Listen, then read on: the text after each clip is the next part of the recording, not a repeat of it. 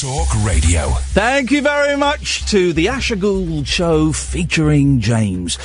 Coming up tonight, joined in the studio by Pete Heat, one of my favourite people in the whole world. Join us and watch us and indeed listen. Late Nights with Iain Lee. Late Night, Iain Lee on Talk Radio. We have ways of making you talk. I've not plugged it in. Hang on, I've not plugged it in. Hang on. I've plugged it in. It keeps on calling me down the road. It's where I'll always be. Every stop I make a new friend. Can't stay for long, just turn around and I'm gone again. Maybe tomorrow I'll wanna settle down. Until tomorrow I'll just keep moving on. Down this road that never seems to end. When new adventure lies just around the bend. So if you wanna join me for a while, just grab your hat, come travel light, that's hobo style. Maybe tomorrow I'll wanna settle down. Until tomorrow the whole world is my home. So if you wanna join me for a while, just grab your hat, come travel light, that's hobo style. Maybe tomorrow I'll wanna settle down.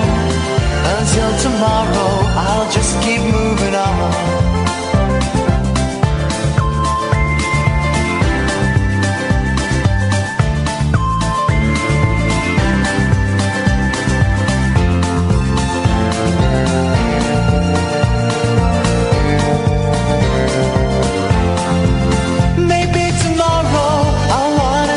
Down. Until tomorrow I'll just keep moving on.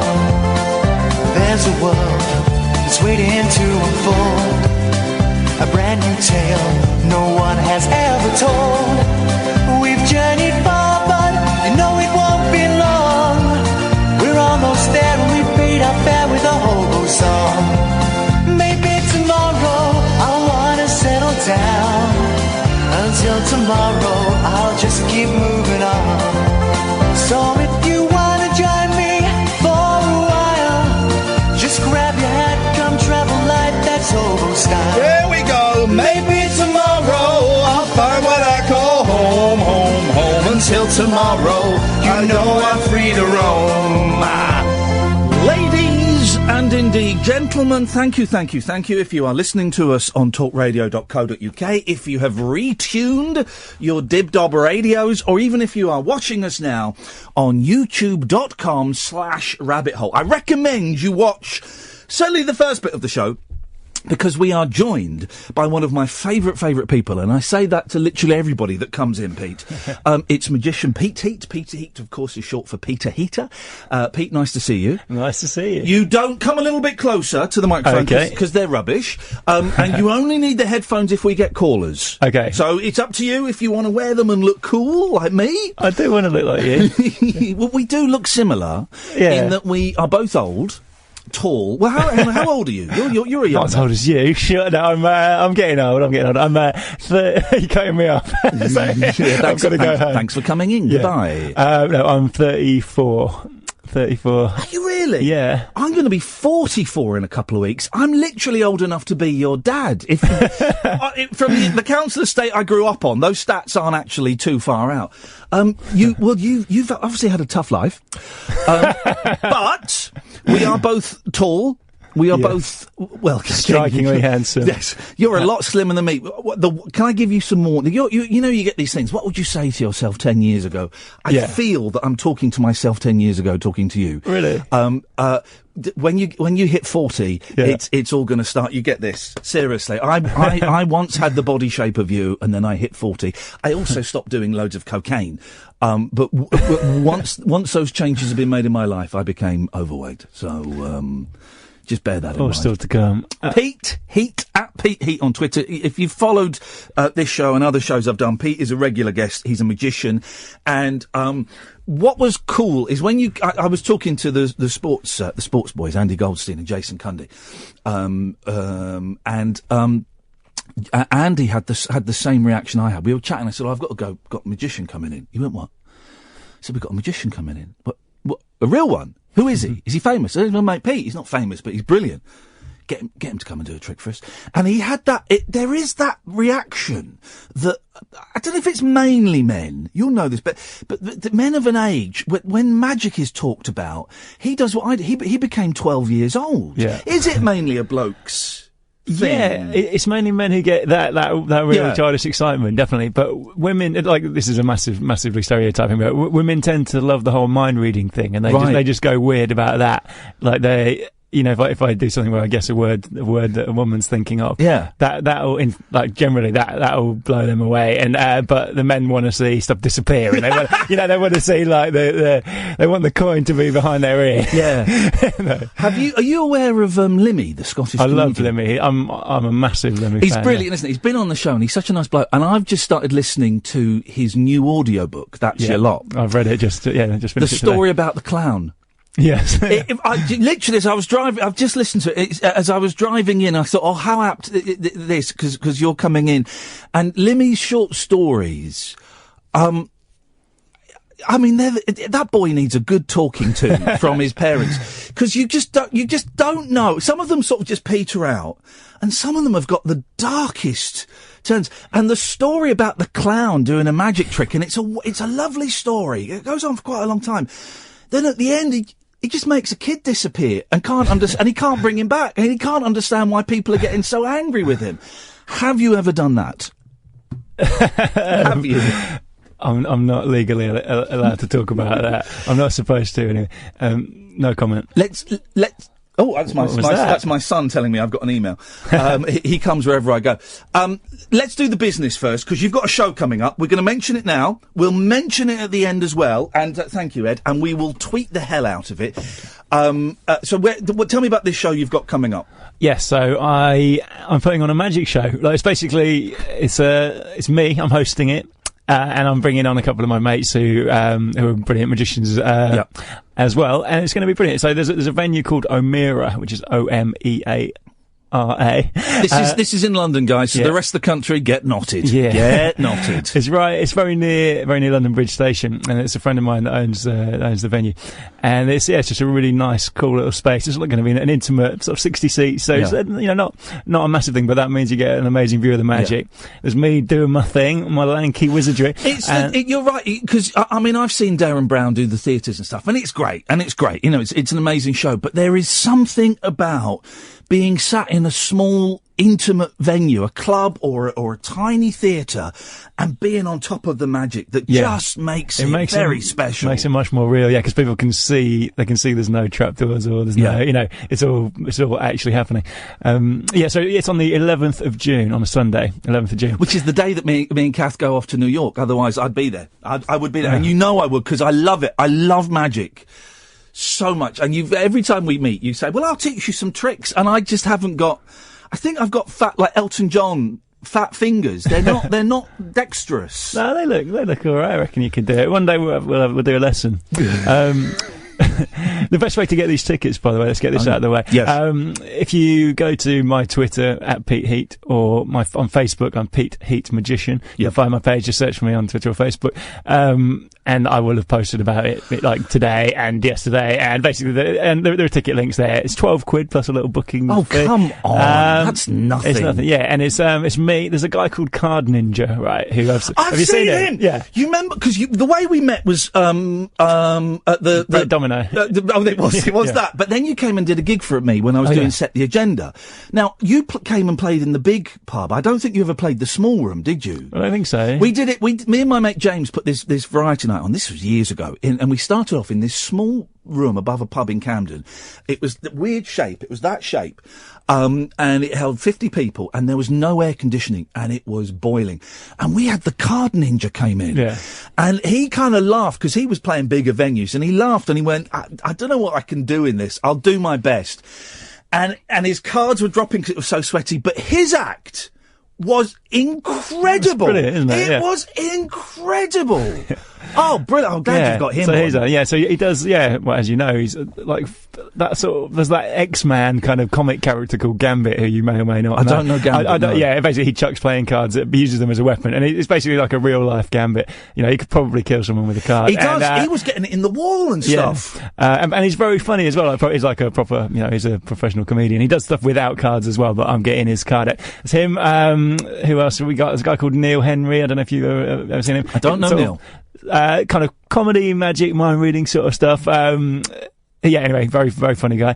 Very good. And just another friend of mine called Gareth Kalian, who does this, like, crazy brain box act where he's solving a Rubik's Cube with one hand while reciting something or other and doing calculations that the audience is shouting at. But, yeah, basically it's going to be fun and varied. Four magicians for £12. Yeah. That's a bargain, man. You can't go wrong, can you? That is a bargain. Yeah. It's at Pete Heat, if you want to find him on Twitter. I've tweeted it. We'll tweet it again before you go, so we'll get the plugs in. Put those headphones on. We got a caller. Oh, yeah. I don't know if it's going to be... by the way, you can call in to speak to Pete.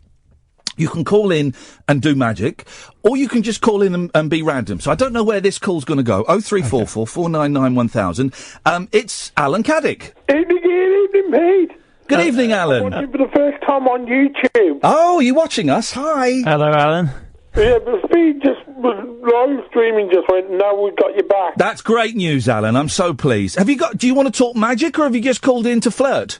We'll talk magic. I want to see Pete do a magic trick live on YouTube. Oh! It's going to happen. Well, Alan, I tell you what we're going to do, right? We're going to take a quick break. Yeah. When we come back, Pete will do a magic trick. And if you're watching youtube.com/rabbit hole, you can find out, you can watch it live on there. And do you want to be on the phone when he does it, Alan? Yes, please. Are you? Now, just to say, the last time Pete came in and did a magic trick with someone on the phone, the person on the phone, they were struck by bad luck. And lightning. Lightning was the first bit of bad luck. Then they got divorced, they lost their job, and their house flooded. So, Alan Caddick, are you sure you want to take that risk? Yes, I do. Okay, well, he's a sucker. You warned him. 0344 499 1000. Stay tuned. Magic coming up with Pete Heat after this. The radio show for people who know the best part of the day is the night. Late night Iain Lee on Talk Radio. We have ways of making you talk. Okie dokie. 0344 499 1000 is the telephone number. Caddick's on the line. Good evening. Good evening, Cad. Hey, have you had a good day, Alan? Not too bad. Well, me and Pete were just discussing, and if you were watching on YouTube, you would have had the pleasure of hearing it. We were just discussing egg sandwiches. Where do you stand on egg sandwiches? Boiled eggs. Hard-boiled eggs. Yeah, the egg mayonnaise. The thing is, here's the thing, right?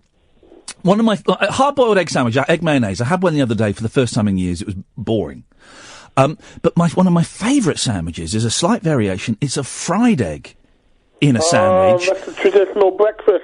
Well, no, that's not breakfast. That's an 11's. But my mum used to call it an egg banjo. Yeah, apparently that's some military slang. Is your mum in the SAS? I'm not allowed to talk about it. Your mum used to do who? Eggy bread. Eggy bread? Oh, that's when you dip the bread in egg. Yeah. Yeah. Well, but the egg banjo. Why would it be a military thing? Do you know what? Do you know why it's called an egg banjo? No. Right. Because imagine, this is more for the YouTubers, imagine you've made a sloppy fried egg sandwich. Oh, the yolk's a bit runny. Yeah. So when you eat it, you got your plate in one hand and you're doing that. You're sort of brushing your other hand across your chest. You've just made that up. No, that's seriously, that's why it's called that. You're getting it off your uniform. Sorry, you're holding the sandwich there and you're getting the egg off your chest with a sort of strummy hand motion because it drips everywhere. That is why it's called that. If that's true, then we should close down our military immediately. If that's the best they can come up with. Right. If you're watching on YouTube, youtube.com/rabbit hole, or if you're listening at www.talkradio.co.uk, prepare to have your mind blown. I mean, Alan's mind gets blown just by when the phone rings. So, Pete, do your ting. All right, Alan, hello. Hello. Right, we're going to do a little quick one for you, and then we're going to do something a little bit more involved. Do tricks work on idiots? It's yes, generally speaking. Okay, well, proceed. In a way, it probably helps matters. Right, let's do this. I'm going to shuffle. Are you watching on YouTube, Alan? Yes. Okay, can you see what this is? There's a few second delay. I'm seeing. It's a pack of cards. Yeah. Okay. Well, if there's a slight delay, you're going to have to take Ian's word for it that I do stop when you say it. I'm going to shuffle through the pack, and I want you to say stop at any point. As soon as you do, I'm going to stop. Okay. He's shuffling through the pack now. Stop. Okay, now I've stopped. I don't know if it's still shuffling on your screen, but Ian can verify that I've stopped. He has stopped. Are you happy there, or do you want me to go further? No, stay there. Okay, good. Alan takes it so seriously. Stay there. I'm going to show the camera. Okay, don't say it out. Don't say anything out loud, obviously, because I can hear you in my headphones. I'm covering the screen, so we can't see what's on I'm the showing screen. you what card I've stopped on. Can you see what that is? Not yet, but a few seconds delay on YouTube. Okay. Just don't worry. You can't see the screen over here. Have you got it yet, Alan? No, not yet. Jesus. Alan?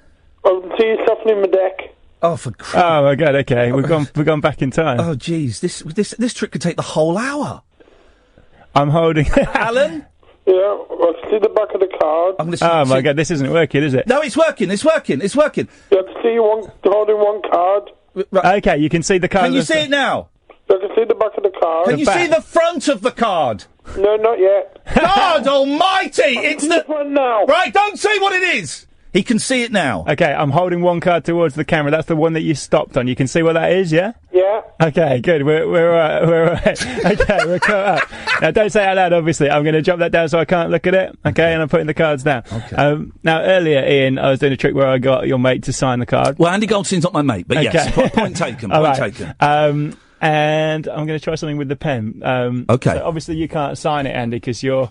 No, Alan. Alan, whatever your name is. Sorry, Alan. No, you can't sign it because you're out there in the world. But I'm going to... In fact, let me move this. Can I move the camera You can move the camera slightly towards you. Okay. Yeah. I'm going to use the pen anyway. Okay. Can you see? This is... He's holding up a pen, Can you see that? Yes. Yeah, all right, good. Okay, and it's I don't know if what your other pens are available, but this is a Sharpie. Sharpies are the best. You can see the logo there, right? And in fact, on the other side as well. Okay, can you see that? Ian, can you rub on that logo and check it's actually printed on there and it doesn't peel off or come off? No, that logo is definitely on there. In fact, do the other side as well while we're here. Yeah. That logo is definitely on there. That is solid. All right. That's a Sharpie pen. I've got loads of them. Okay, good. So here's what we're going to do. I'm going to take that. I'm going to hold it right by the camera. I'm going to rub the logo. Oh, you are joking me. You are joking me. What's happened here? You are joking. Right, I will describe what's happened for the delay and for the people listening. He has rubbed off the infamous Sharpie logo that I just rubbed, and it says 6 of clubs. Oh my God! That is incredible, man. That was my card. Yes, Alan, that was the trick. Yes. Wow. Thanks, Alan. Thank you. There we go. Alan, by tomorrow, will have put all of it together and realised what you're doing. That's incredible. Oh, thank you. You're man alive. I love this so much. Honestly, the only reason we get you in is just because it's a private magic show for me, King Idiot. Give us another one. Give us another one. Give us another one. So, just in case, with that kind of trick, people will always wonder, maybe I somehow made him stop on that card or did some magic-y sleight of hand stuff. I was wondering. Which is a fair comment, right? So I notice you mumble an incantation under your breath, though. I saw that. Maybe not everyone did. A simple spell. Yes. Sure. Ian, I'm going to give the cards to you. Okay, and I have the cards. I want you to have a look through and check that they are all different. They're not all the same card. That is a genuine pack of cards. You can give them a cut or a shuffle, whatever you want, or not. I'm holding up to the camera. That is a genuine pack of cards. Now, in a second, I'm going to make you choose a certain card, but it's going to feel like such a free choice. You're going to have no idea how it happens because I've realised I can read the future. Can I invite Ed to come in? Can we invite? Yeah, sure. Yeah, Ed, come in, because it'd be nice. It'd be nice to have a little bit of reaction here, because it's just otherwise it's me going. Ooh. Okay. Ed, come in. If you go on the same side, because in a second I don't want it to look like I could possibly. No. Come round. All right. So, and Ian, let's make this interesting. In fact, start having a look through the cards now, just so you in your head you can maybe start thinking about which one you're going to go for. Okay. To make it interesting, I'm going to put some money on it. So this is my wallet. That is a £50 note. Okay. This suddenly got very sexy. Okay, I'm going to leave it sticking tantalisingly out, and I'm going to put it over next to you. So you hold that as well. Okay. Do you want to hold it? I'll put it on the table. Okay. I'm putting it down on the table here. All right. Yes. Ian. Yes. I would like you to... I'm going to look away, so I can't see in any of the various cameras or screens or anything. No, you can't see the screen. I'd like you to take one card out of the pack, but take your time deciding, I want you to be certain it's a free choice. and place it face down on the table. Now you're saying I want you to be certain it's a free choice. I'm thinking, well, is he controlling my mind? I want you to place, when you've got one, place it face down on the table. Do I show the people at home? No, not yet. Okay, I've chosen this card and I'm placing it face down on the table. Okay, and put my wallet on top just in case that's marked and I can somehow see what the wallet is going on top. Okay, yep, happy? You're very, very happy. Okay. Very happy. Did that feel like a free choice? Well, it kind of did, but I don't know with you. Yes, it felt like a free choice, yes. Is there any way I could have seen what that card was? Not a chance, no. Not a chance. Well, I owe you £50 unless you just put the Queen of Diamonds down on the table. I've got to remember we're on the radio because I just want to swear. You can show it, you can prove it, but I mean, you know. Yeah. Here's the thing, man. Here's the thing. So I don't get that 50. I'm confused. Do I win the £50 if you get it right or wrong? I'm confused. I think I keep the 50. You didn't make it clear. Here you go, you demented warlock. Here's the thing, right? Because I genuinely love magic, right? Does this offend you? Because you're a Christian. No. Okay, fine. I'm not actually the devil. But you wait till Ken calls in. Because when that happens, my first reaction, and I held it back then, is to go, how do you do it? But here's the thing. I don't want to know how you do it. I don't want to know because there was a fashion, wasn't there, at the kind of turn of the century where you'd get the masked magician, all these people, all these things on TV, how these tricks are done, and there were all these shows, and I'd watch it, and at the end of a good magic show, I'd feel excited and confused and all over there. At the end of a show where they've told you how they do the tricks, I just felt a bit dirty. Yeah. It's a bit dirty. It's like finding your dad's porn stash. It was exciting to start with, then by the end it felt very, very wrong. Yes, completely, I agree, yeah. The magic is in the not knowing, isn't it? That sounds kind of cheesy, but it's very true. Are you aware? Because magic is it's nice having you here, by the way. So you stay here, because there are a few kind of popular ideas about magicians. One of them being that they're dicks. I mean, am I allowed to say that? Yeah, no, you are. It's a confession. No, one of them being that it's often nerdy kids, nerdy 12, 13-year-old kids who feel slightly out of place with society and don't know how to communicate, so they learn magic. I was one of those kids, so I'm not saying that as a criticism. So there's that kind of image, but then there's, I think they're cool, man. They're so cool now. You know, you are cool. Thanks. The excitement from the Talk Sport monkeys when they knew that you were coming in, it was, honestly, there's a magician coming in. Hush descended. There was a really, they even stopped watching a bloody football match to talk to you. Are you aware that people treat you with awe and respect? It's mad, isn't it? Yeah, basically, and it's true though. Like you can talk yourself into any sort of venue or event. Like you just show the door and a magic trick. Like for example, right? Go on. I was shooting some magic for YouTube the other day with a band called Rat Boy, who you may or may not. Oh, big fan! I've got all their records. Yeah, Rat Boy live at Budokan. Yes, got it. Definitely, yeah. They're a young, anyway, they're a young band. They're cool. And I turned up there, and Graham Coxon from Blur was sitting in their dressing room with them, and so I ended up sort of showing them some tricks, and then. Yeah. Because me and Graham are like significantly older than this band, they're off doing their set and they're sort of hanging around with their girlfriends and mates and stuff. And me and Graham were just sort of hanging out together all day. And you know, I feel like if I wasn't a magician, I wouldn't have had that thing. Of, I can just show. No, I'll show him another trick and we'll talk. And then me and Graham wandered over to the next venue and I showed the bouncer. For some reason, they were IDing us, despite the fact that we have a combined age of about 500. But I showed him a trick where I changed some lottery tickets into banknotes and then we got in, and it's just me and Graham Coxon, standing at the back. But just because the magic just sort of it opens all sorts of weird doors for you. It breaks down barriers. It really does, though. Yeah, and I've told you about all my weird celebrity parties. I get big stars. It's amazing. So isn't it funny? Interesting you mention Graham Coxon, because there's a tweet here. Is it me, or does Pete Heat sound like Professor Brian Cox? Everyone says that, and I actually look vaguely reminiscent of him as well, with my floppy hair and my big smile. Don't look anything like him. People tell me I do. I'm glad that you say that. I don't want to look like him. Sorry, Brian. The thing is, the universe is just so amazing. That sounds like him, doesn't it? Yeah, that does sound more like him. We're going to take a quick break, and then we're going to... you're staying here, Ed. You're my co-amazee, and then we'll talk to one called Paul. And we'll have more magic. At Pete Heat, if you want to follow him on Twitter. 0344 499 1000. Late Nights with Iain Lee on Talk Radio. The wild man of late night radio is back. Iain Lee on Talk Radio. We have ways of making you talk. Joined by the brilliant at Pete Heat. Now, at Pete Heat is Twitter.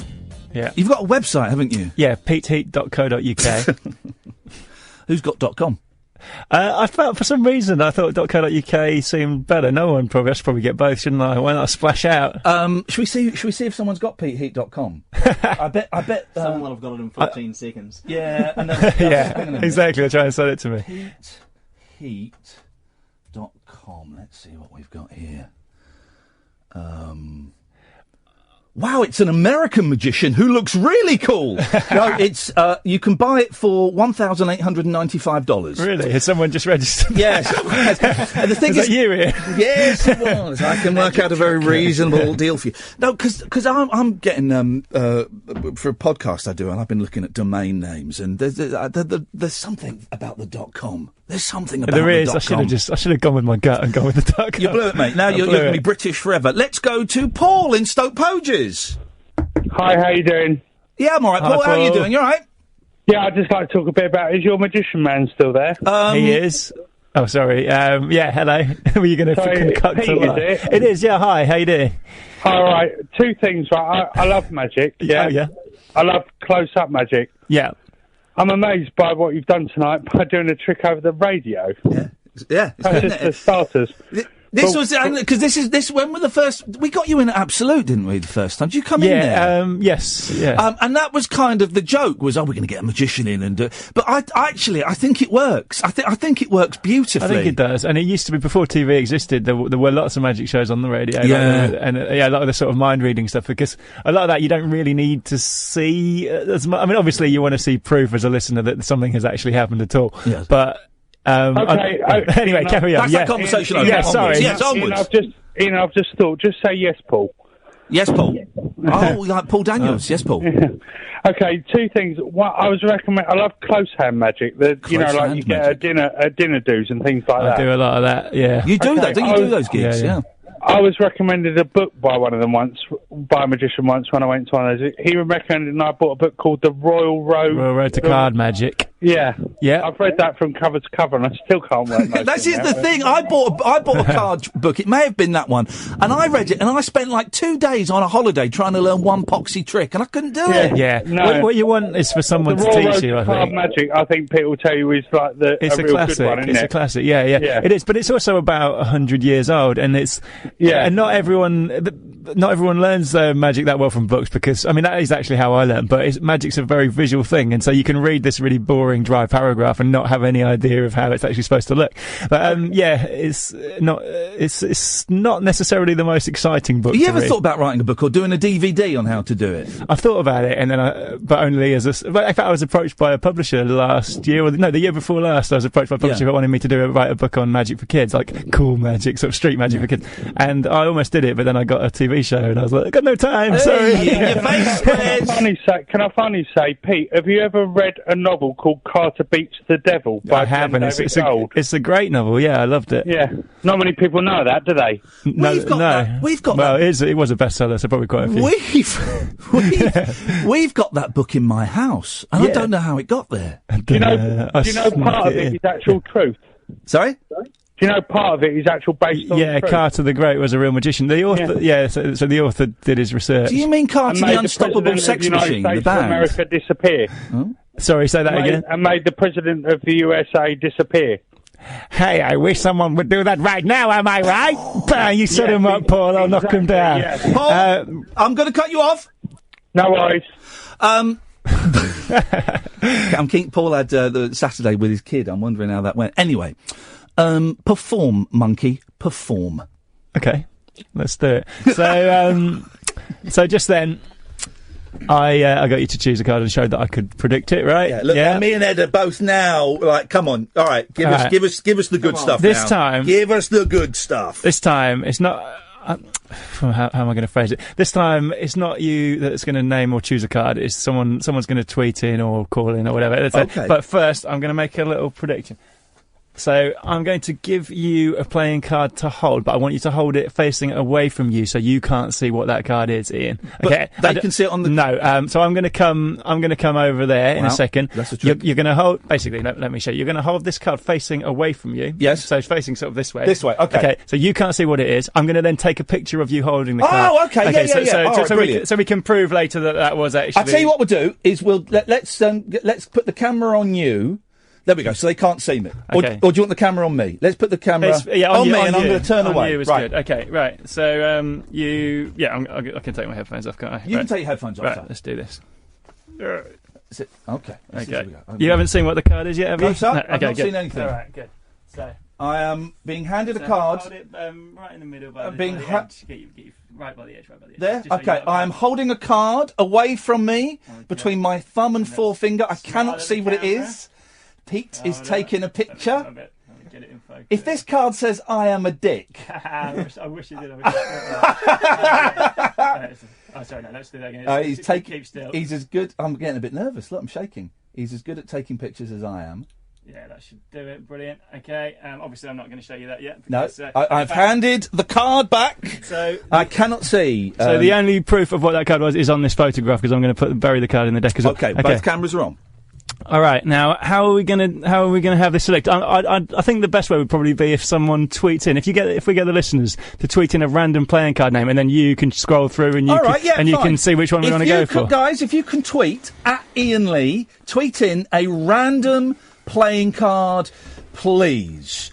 There's not the Joker, because there isn't a Joker in the pack. No, and there's not a Joker in this room. There's a slight delay between what we say and what it goes out. It's about 20 seconds. So if you are listening. If you're listening, this could be awful because no one's listening. No one will listen.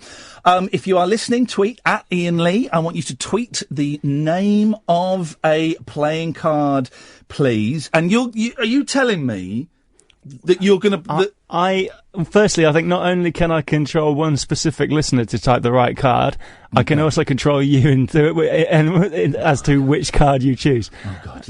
Let's hope someone tweets. Here we go. We've got some tweets. Hang on. Here we go. Refresh. We've got 4 in.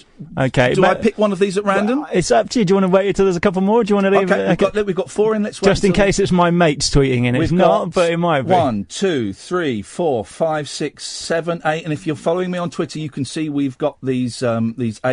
Okay. I am happy that these people do not know you. Okay, great. So, and just to be certain, I'll let you choose which person it is, obviously, rather than me doing it. Okay, so I'm gonna pick one of these. You want me to say it out loud? Pick the username, and then I'll say who it is, and then say which card. Yeah, it is. I'm going to retweet it. It's Ian Gervan, and he has tweeted the Jack of Spades. I'm just retweeting that. The Jack of Spades. Jack of Spades. Okay, brilliant. Are we sure? We are sure. I get so nervous. I know. Right. Well, let's do this. Let's unlock the phone. Are you sure? Yeah, the Jack of Spades. Yeah, I'm sure. God. Okay. Are you sure? I'm not trying to make you change your mind. Sure? I'm saying you can if you want. Are you sure? I'm sure. Let's do it. In fact, you know what? Just so the listeners can verify this. Yeah. When I took that picture, I didn't actually just save it to my phone. I actually posted it on my Facebook page. Yeah. Okay. So if your listeners go to Pete Heat Magician, if you search for that on Facebook, and Ian, you do it now. I'm searching for it. Hang on a second. Pete Heat Magician on Facebook. And scroll down to the last thing that I posted. Hang on a second. It's a photograph of you holding a card. There's only 472 people like you. That's a shame.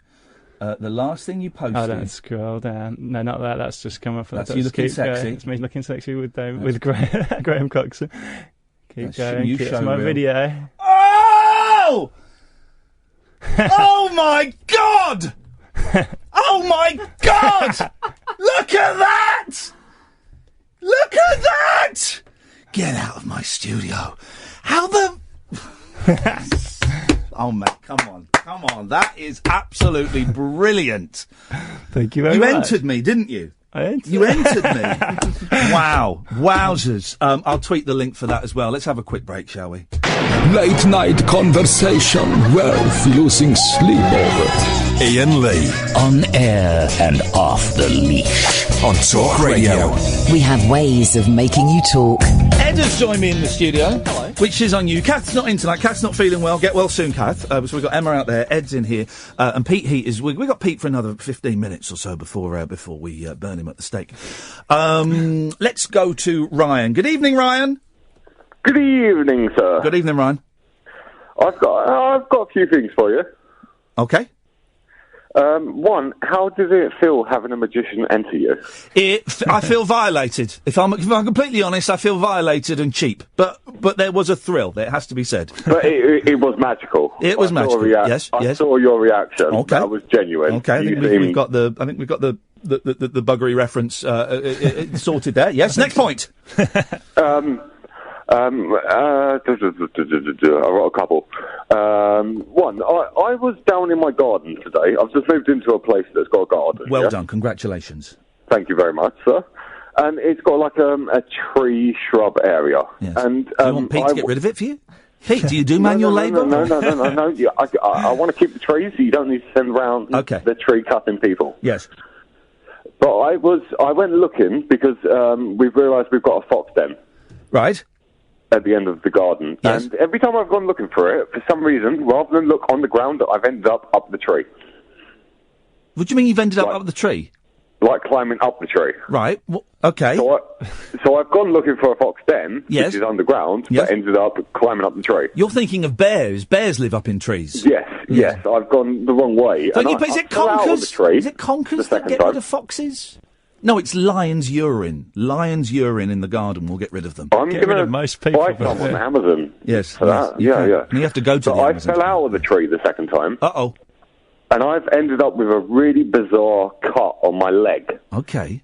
Now, when I say bizarre, in the sense of it's stinging, like I've been attacked by something. Yes. So the first question I'd like to put out, I don't know if you've got topics tonight. Yes. Has anyone got random injuries? No one. 03444991000. We do always happy to do random injuries.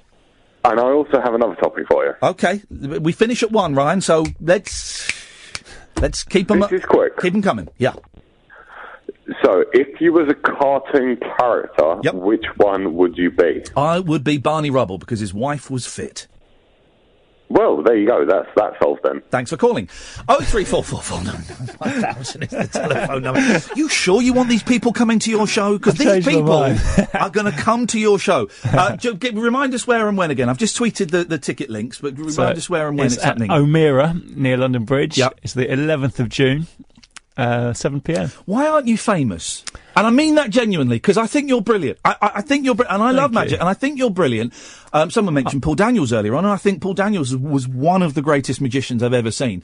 But why? I don't understand why you're not famous. I feel like I've had a lot of close calls, and nothing has quite paid off. I've done like 3 different TV series of it, but they're always on sort of kind of random Sky channels. Yeah. I've had interest from a lot of TV producers, and then it sort of fizzles out. But I've got some vaguely interesting things in the pipeline at the moment, so who knows? I would like to be famous. Because if anyone's listening, not only are you good, and you are brilliant. You are, one of the best magicians I've seen. I've seen loads. You're one of the best. I would put you in the top 1 or 2. Who else is up there? Thank you. I'm not at liberty to divulge that, but his name is David Copperfield. No, I've not seen. Do you know we're talking about gigs that you were invited to and you never went? And I had tickets to go and see David Copperfield when he plays Earl's Court about 20 years ago. I went, nah, I don't want to see that. Wow. I don't want to see a man flying, idiot. But you're easily one of the 2 best magicians, easily. Thank you. And a live, I don't think you get the full experience of your live act here on the radio, and you have a unique personality, you have a unique delivery, and it just, I don't understand why, okay, there's a magician I've seen, right, who I didn't get on with. I'm going to tread very carefully here. Okay. I didn't get on with him. And I didn't particularly like the act. But he's now one of the most famous magicians in America. Chris Angel? No, shall I write it down? Is this mean? Well, write it down. That's not me. And then just hold it up to the camera. Okay. Yeah, I'm not going to say that. No, and he's making a fortune. Yeah. Did he come? In fact, let's not. That's mean. That's unfair. Yeah, but, I think you're but better than that. Thank you. He can be very funny. He can be. Anyway, yeah. Okay. I would like for you, please. I've been used and abused this evening. Do something to this guy. Okay. This guy Ed, who is from New Zealand. I don't know if that influences your choice of trick. He is as straight down the line as you could possibly get. Blow his mind. Okay.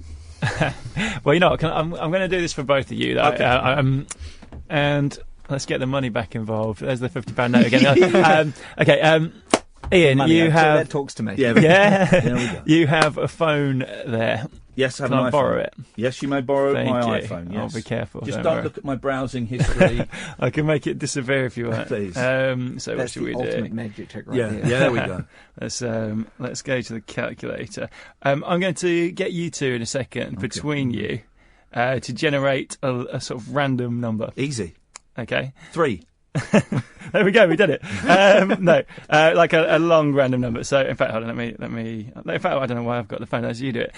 So, rather than me type it in, let's let you guys do it. So, if I Can I give it to Ed? All right. yeah. So, Ed, if you start proceedings off, can you type in a random 5-digit number for me?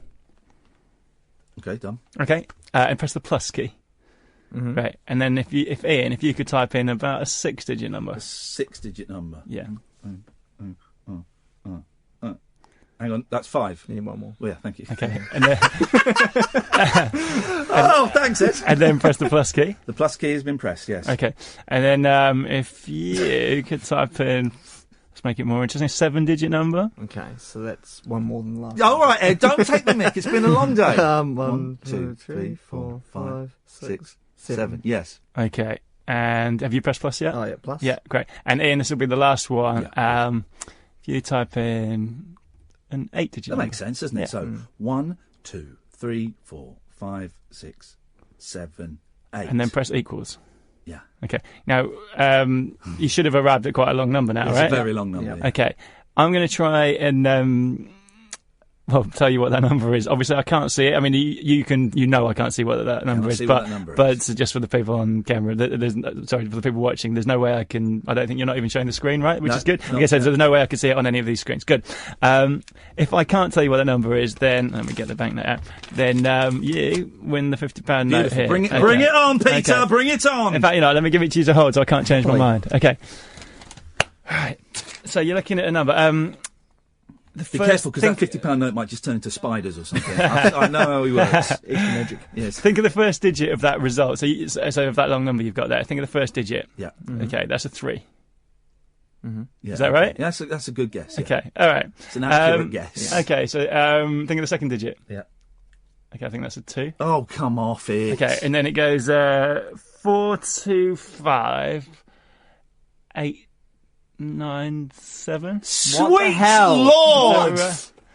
Sweet Lord! Now, no matter how apparent it is that I couldn't have seen what that was on your phone, people will still think that must be how I did it, right? Yes, of course. But I can prove that I knew that you would arrive at that number, that I made you choose that number, and I can prove it. That banknote that you're holding has got a serial number on it. Oh, no. There's some letters at the beginning, but then can you read out what happens after the letters? You are joking! 3, 2, 4, 2, 5, 8, 9, 7, which is... Show it to... So that's the number, that's the serial number there. So that means we keep the £50 note. Do we keep that? Do we keep it if you got it right or wrong? I can't remember. Oh, man. That's insane. Pete. Thank you very much. You look at him. Look at his eyes. There you go. Thank you. There you go. Unbelievable. I'll tell you what we'll do. We'll take a call. You got one more trick in you before we go? Have you got one more? Yeah, let me have a think, but I'm sure I have. When I took him over to meet Andy, and Andy Golson was thrilled, and I said, Pete, if you don't mind, would you come and meet my friends and do a couple of tricks? And Andy's, I'm a lot more polite than Andy. Because as soon as the trick finished, Andy would go, whoa, bloody hell, give us another one.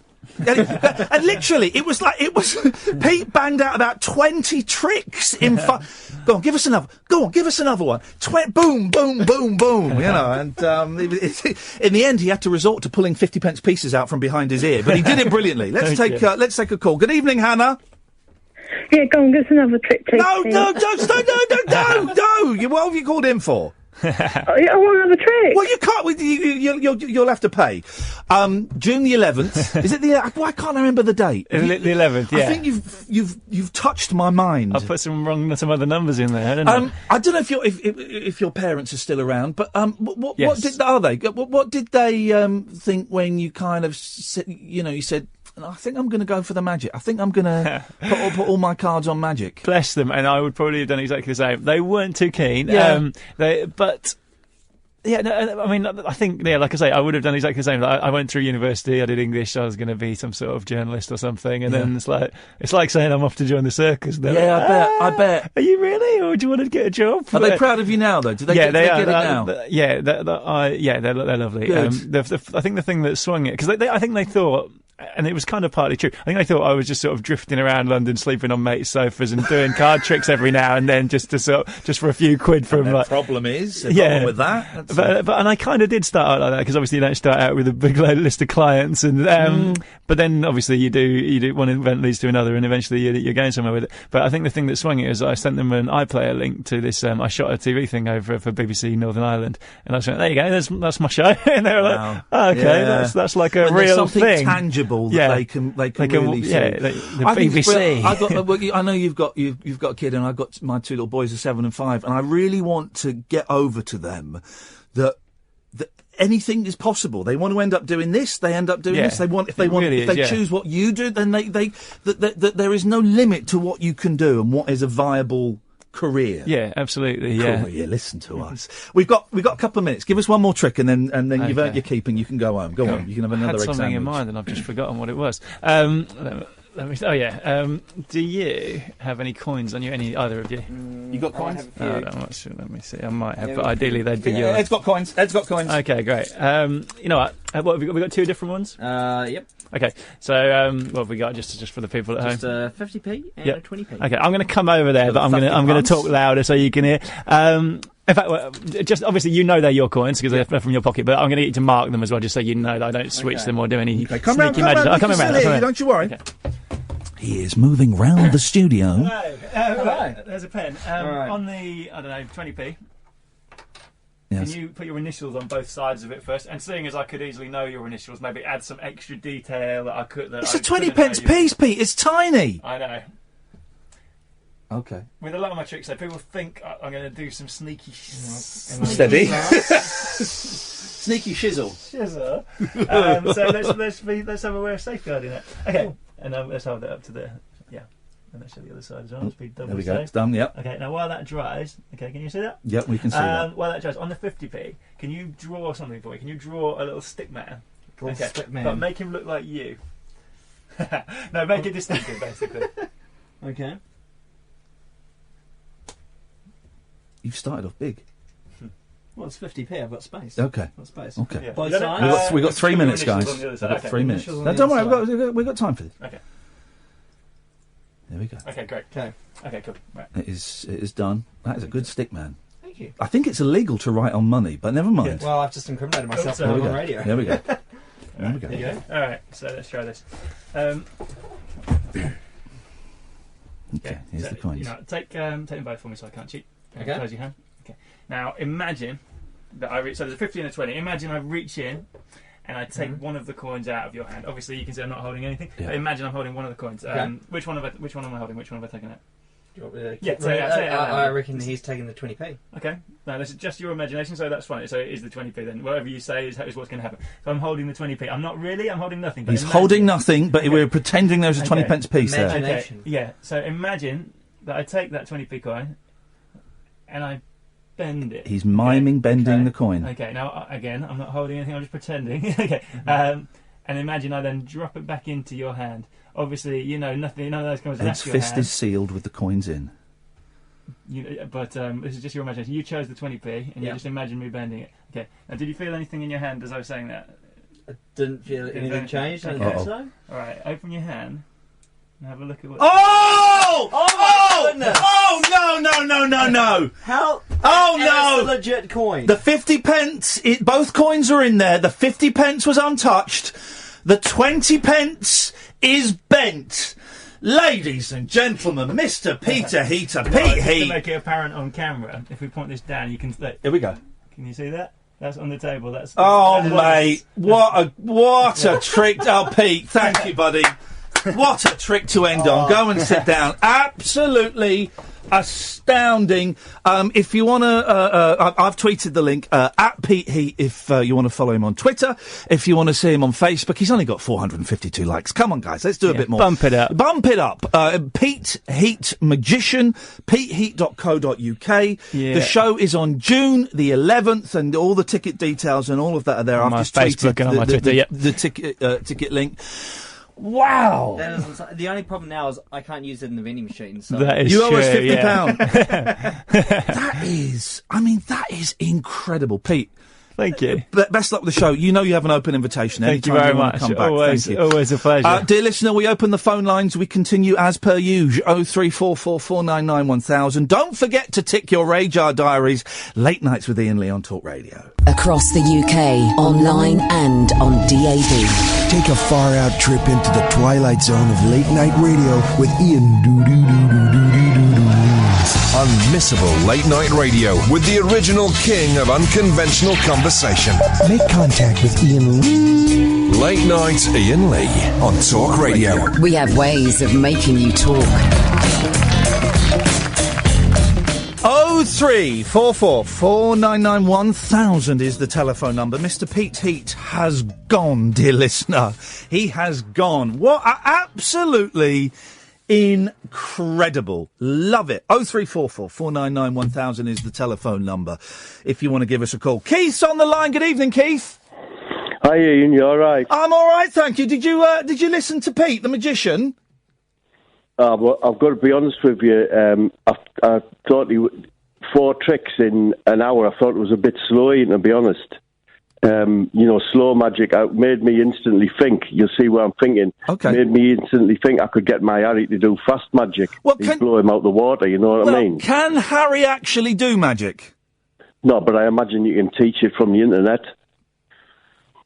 You know what I mean? I'm not saying that Pete Feet isn't good, like, I'm just saying Pete Heat isn't good. I'm just saying that... Slow, he was slow. It was 4 tricks in an hour is what I counted. So you would have preferred... How many tricks would you have liked to have heard? Either like quick fire, like ram, bam, bam, like trick. Trick. Can I, before we go any further, choose discomfort over resentment. Can I bring up something, Keith, that has been worrying me all day? Is it because of me text last night swearing at you? You sent me a very foul-mouthed text last night, and it says, and I'm going to censor it. Oh, don't, man. I mean, don't read it out, Ian. What a effing lying bee. You sent that in yesterday. I just wondered what the rationale was behind it. Well, of course, I wasn't referring to you, Ian. No. It was that fella was on Clive. Yes. And I was absolutely livid. I mean, he was talking about my nephew, saying he wasn't fast. And that you know as well as me, the truth of it is... I've seen the video, yeah. Yeah, well, he's fast, and that's can't be disputed. The thing is he claimed the video movie of the week. He claimed the video was fake, and he was referencing the coppers' helmets wobbling. Oh, yeah, he thought that was funny, saying coppers. You could put that video in. I promise you could give it to the people who make the Batmans, the movies and that. The recent ones, or the ones with Val Kilmer? I don't know who's in them. I'm so sorry, Ian, about that. I don't know the stars. Because I like to think of it as really as Batman. But all I was phoning to say, Ian, was like the truth of it is, I know this bloke Clive. He's my nephew's and the truth is, he's calling his son faster than my son, and that he wanted the truth to come out. Yes. Well, the truth is, his son isn't actually as fat as Clive says, one. And two, it's Clive who's the fat lad. We call him, where we are in the estate, we call him Buttery Clive. And Buttery Clive? Why is that? Buttery, well, one, because he's fat, like butter's made of fat, these days. Why not call him lard? But it's Buttery Clive is what he's always been called. That he's from a notorious family of butterers, because it's the word because they spread rumours all the time. Like the rumour he spread last night that video is not actually real. Okay, well, listen. You and Clive need to get together and have a chat and sort this out. Okay, I don't want my show turning into Jeremy Kyle.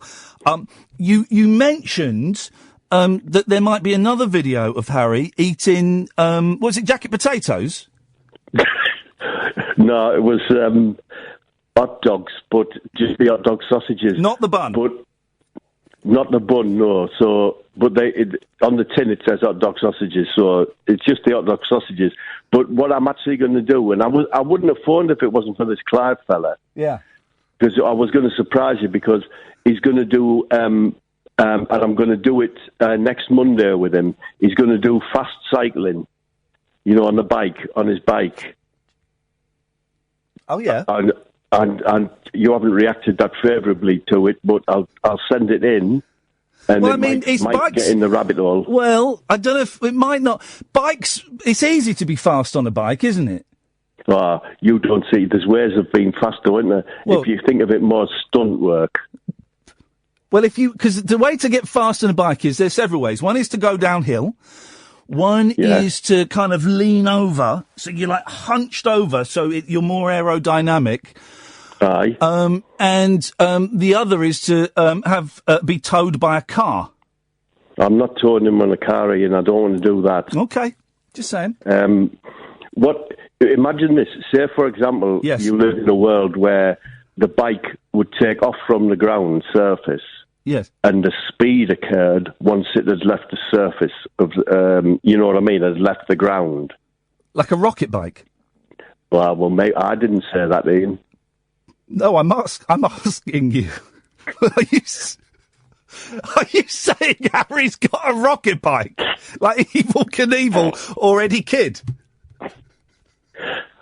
Is that what you're saying?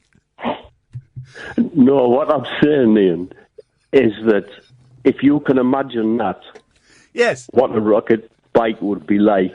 Yes.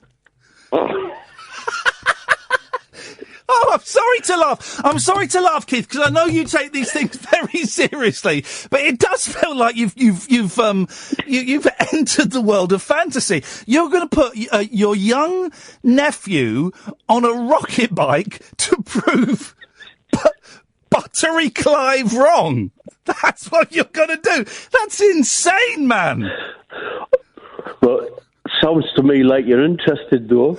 I'm very interested. I smell a story, and it sounds good. It smells good. I'm going to call it Sports Video Rocket Bike. That's an excellent title for it. Well, so I just wanted to put you in the picture with that Clive fella if he rings up, like. He's an effing lying bee. Well, I'm sorry, that's how I feel about it. Okay. Ian. And, trust me, next Monday, Tuesday, Sports Video Rocket Bike. I look forward to it. Way. All right, on its way to Rabbit Hole. Keith, thank you so much. I really appreciate that. Thank you, Ian. He's going to put his nephew on a bloody rocket bike. That's insane. Oh, man alive. Buttery Clive. 0344 499 1000 is the telephone number if you want to give us a call. No Kath tonight. She's bunking off. Hey, exciting news. I've just booked a venue in New York City to do the Rabbit Hole from. I've booked a venue. And apparently it's a venue that Keith Richards has used to jam in. Now, so the Thursday that we're there, I've booked this venue, lunchtime venue. I've booked it for 4 hours, right? And we're going to record the Rabbit Hole there. Now, it's a tiny venue. It holds 25 people. I don't know if we've got 25 people listening to us in New York. What the hell was I thinking? I've paid money with my bank card to hire a venue in New York City in the hope that 25 people will turn up so I can make some of my money back. What the hell was I thinking? By the way, the 12... 13, 14. By the way, on the 15th of June, when we're in New York City, you know who's playing a gig there and has just invited me?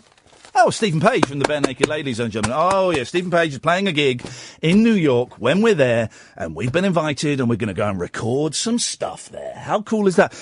But so I've booked a venue in New York City.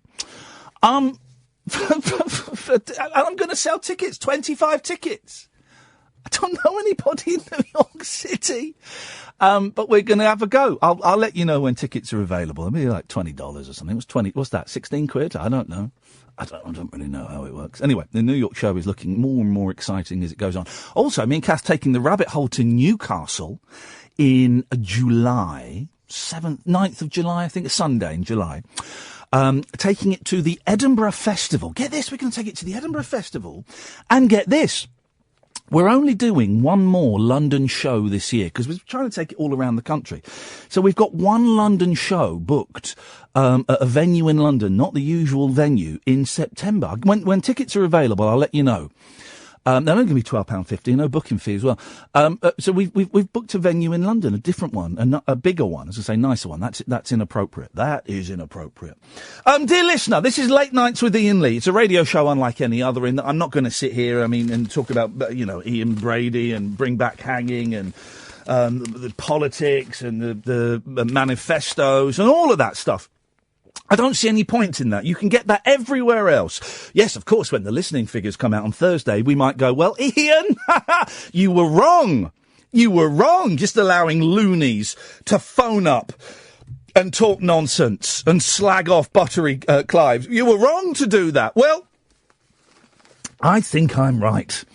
So if you want to call in, you can. And if you want to call in about Brady and all of that stuff, I mean, why would you... Here's the thing, right? Why would you want to phone up a radio station to talk about Ian Brady? Why would you want to? I was thinking about this a lot. I'm wondering whether we should have done something about it last night. But why would you want to phone up the radio to talk about Ian Brady? I mean, the only thing you can say is the front page, all the newspapers that have got him on the front page, it's only the Sun and the Mirror, they're wrong. Shouldn't have put him on the front page. They should have put the kids that were killed. That's it. That's the only thing. But why would... And yet I've heard people on other radio stations, if I want to talk about Ian Brady, why? Why would you want to do that? Where's the pleasure in doing that? This show is stupid and it is dumb, okay? And there is absolutely nothing wrong with that. We need more stupid. We need more dumb. If you want to pick up the phone and give us a call, you can. Otherwise, I'm going to sit here and talk to myself. 0344 499 1000. You'll phone up, you'll speak to Emma. She'll take your name and number. She'll give you a call straight back. Don't forget to tick your Radar Diaries Late Nights with Iain Lee on Talk Radio. Unmissable late night radio with the original king of unconventional conversation. Make contact with Iain Lee. Late Night Iain Lee on Talk Radio. We'll get you talking. Edward, turn your microphone on, please. 0344 499 1000. Kathy's listening, by the way. Get well soon, Kathy, lazy old so-and-so. Can you do me a favour, Ed? Okay. There's an email that's just come in that tallies with something I saw out there. It says, Hello, Talk Radio. On the 12th of May, I sent you 2 DVDs in a grey plastic post office envelope. Mm-hmm. On the plastic envelope, it was marked Auditions. I saw that package out in the office. Would you mind going and having a look? I think it's on the far side desk. Would you mind going and have a look see if you can find it and bring it in? Would you please confirm receipt of them and take a look at the videos on them? Oh, Anthony. Yes, I will, sir. Yes, I will. Yes, line 2, you're on the wireless. Hello? Yes? Yeah, hello. I was actually going to be stupid and make some stupid remark and some gesture, but going back to your last caller, is he telling us that we need to lube everyone up with butter and launch them into space? I don't think that was his message. I'm not sure where he was going. I have to say, for safety reasons, I do not condone putting children on rocket bikes. I don't condone it. I wouldn't do it with my kids. I wouldn't expect you to do it with your kids. I was very confused by the situation as to where he was going with that. Yeah, well, you know, I do. I think he had a rush of blood to the head last night when he sent me a foul and abusive text. It must have been very abusive if that's what he came out with tonight. He called me an effing. He called the Clive, the caller, an effing lying bee. Here we go. Here's the package. Well, there's just no need for that. That's just naughty. That's very, very naughty. Well, I'm glad we've sorted that out. So, here is the package. I haven't got my DVD player. Have you got a DVD player that can plug into my thing? I haven't got mine with me. We have the package marked auditions. Just left in the office. I'm opening this bad boy up. I am opening this. One of the joys when I worked on TV was you would often get to see.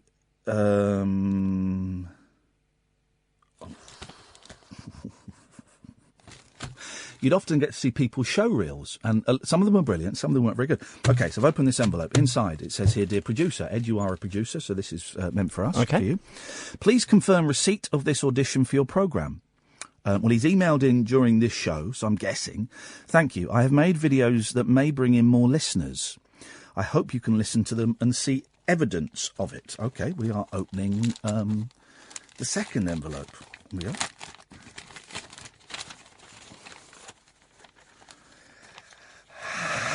Ay. Oh dear. I think we may have stumbled into something that perhaps isn't quite as much fun as we thought. Let me. Okay, Anthony. Dear producer, Talk Radio.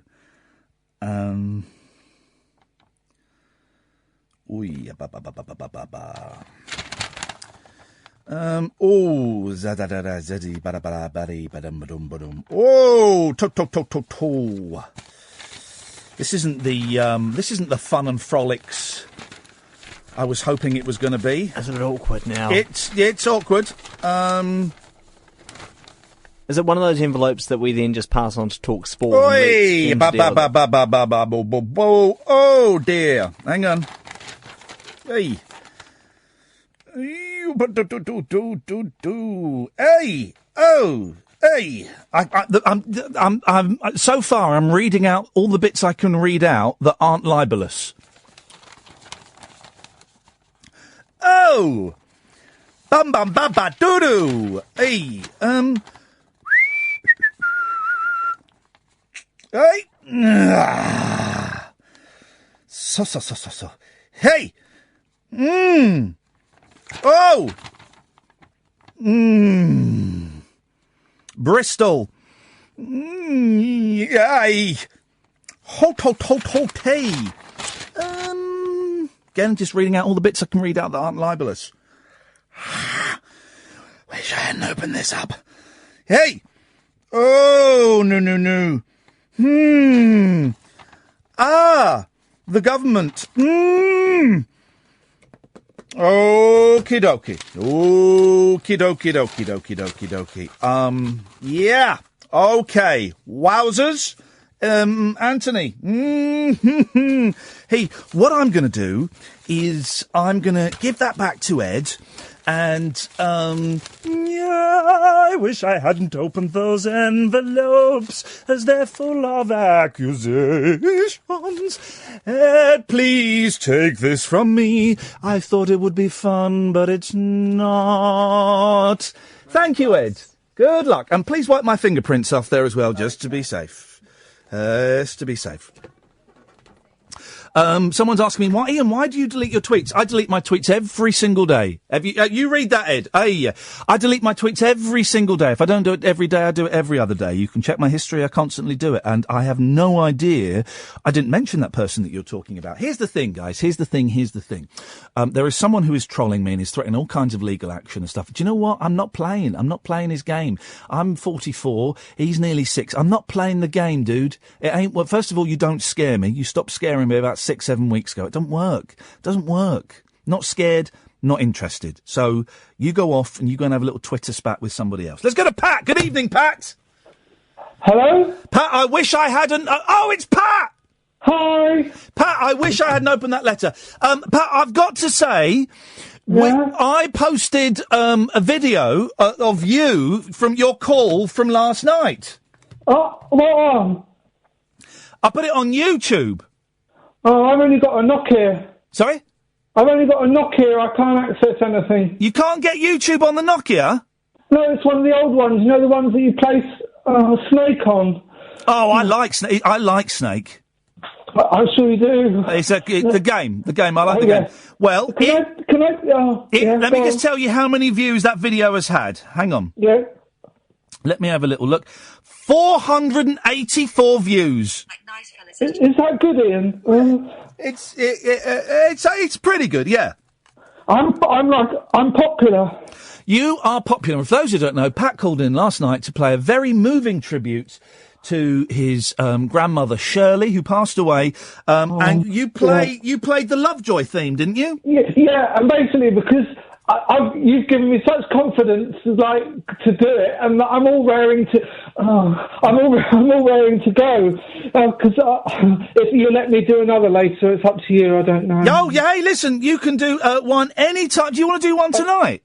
Yeah. Because basically, I've been. It's not as good as Bergerac. Bergerac, that was it, not Love. It was reggae Bergerac. But I haven't been able to spend as much time. But I rustled something up quite quickly today for you, and I just wanted to say thank you because I haven't been on the radio since I got the boot from Hospital Radio at East Grinstead. So I really appreciate this. Oh, Pat, listen, why did you get the boot? What did you do wrong?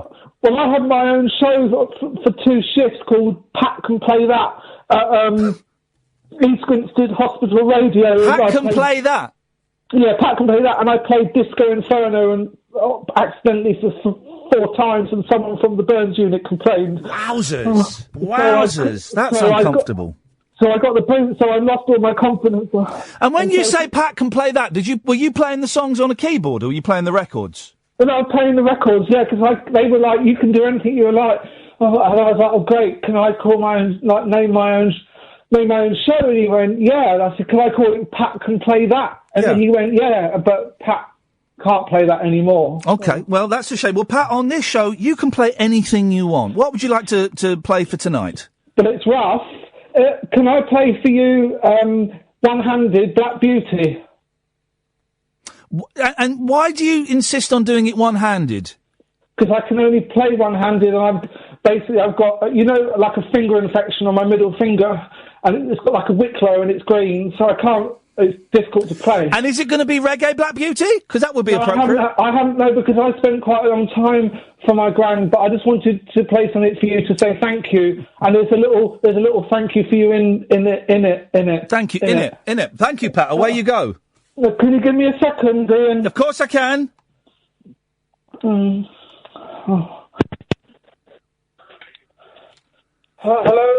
Hello?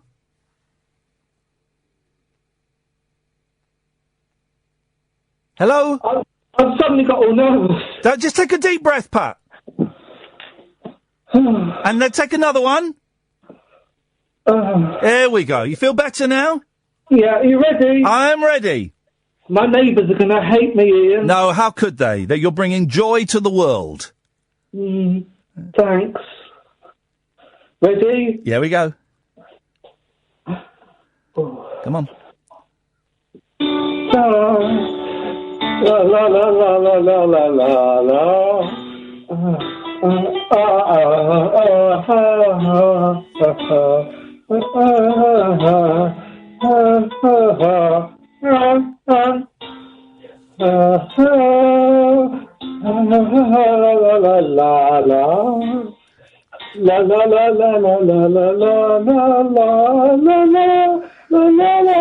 Iain Lee.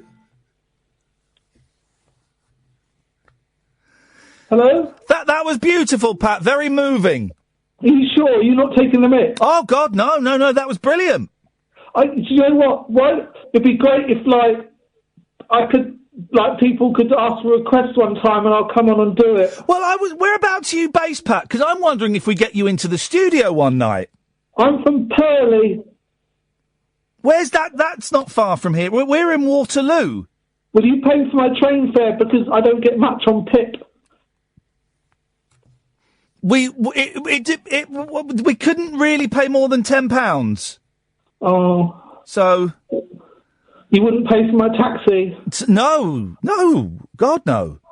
Oh, I'll see if my mum can take me. Yeah, but bring your mum in and she can sit in the studio with you. Oh, really? Yeah, of course, bring your mum. What's your mum's name? Miriam. Miriam? Have you got disabled access? Hello? What access do you need? Not for me, for her. She's in a chair. She fell over in the Whitgift Centre. We can, just like a normal wheelchair. Yeah. Well, yeah, we've got a lift. Okay. When? Next week. Great. See you then. Hello? Yes? Thank you so much for being so kind to me, Ian. I really appreciate it, yeah? Thank you, Pat. Absolute pleasure.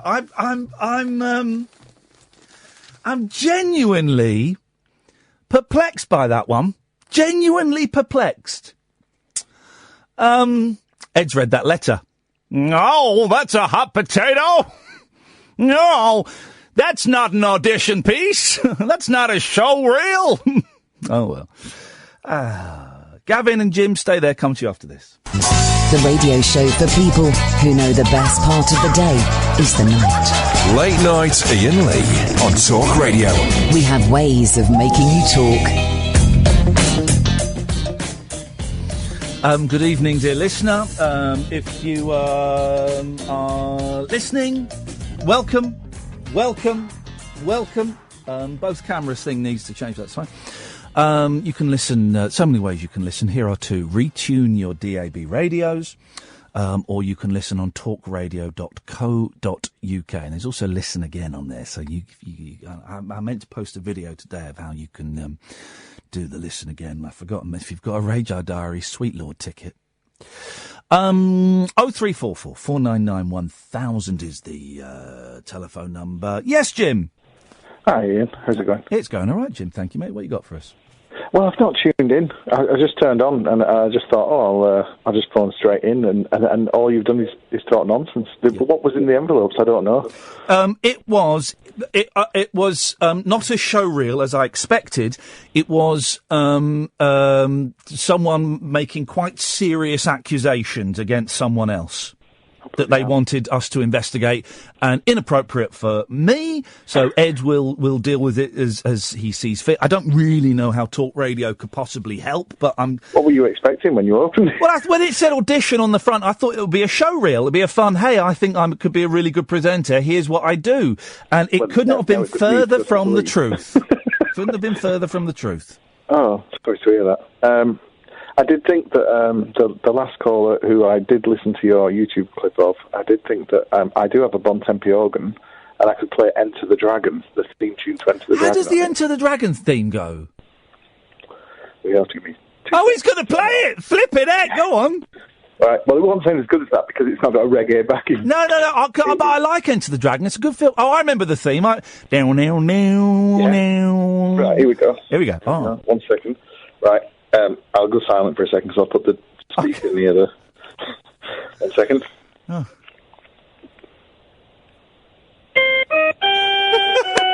Yes, English breakfast, please. Oh, got it wrong.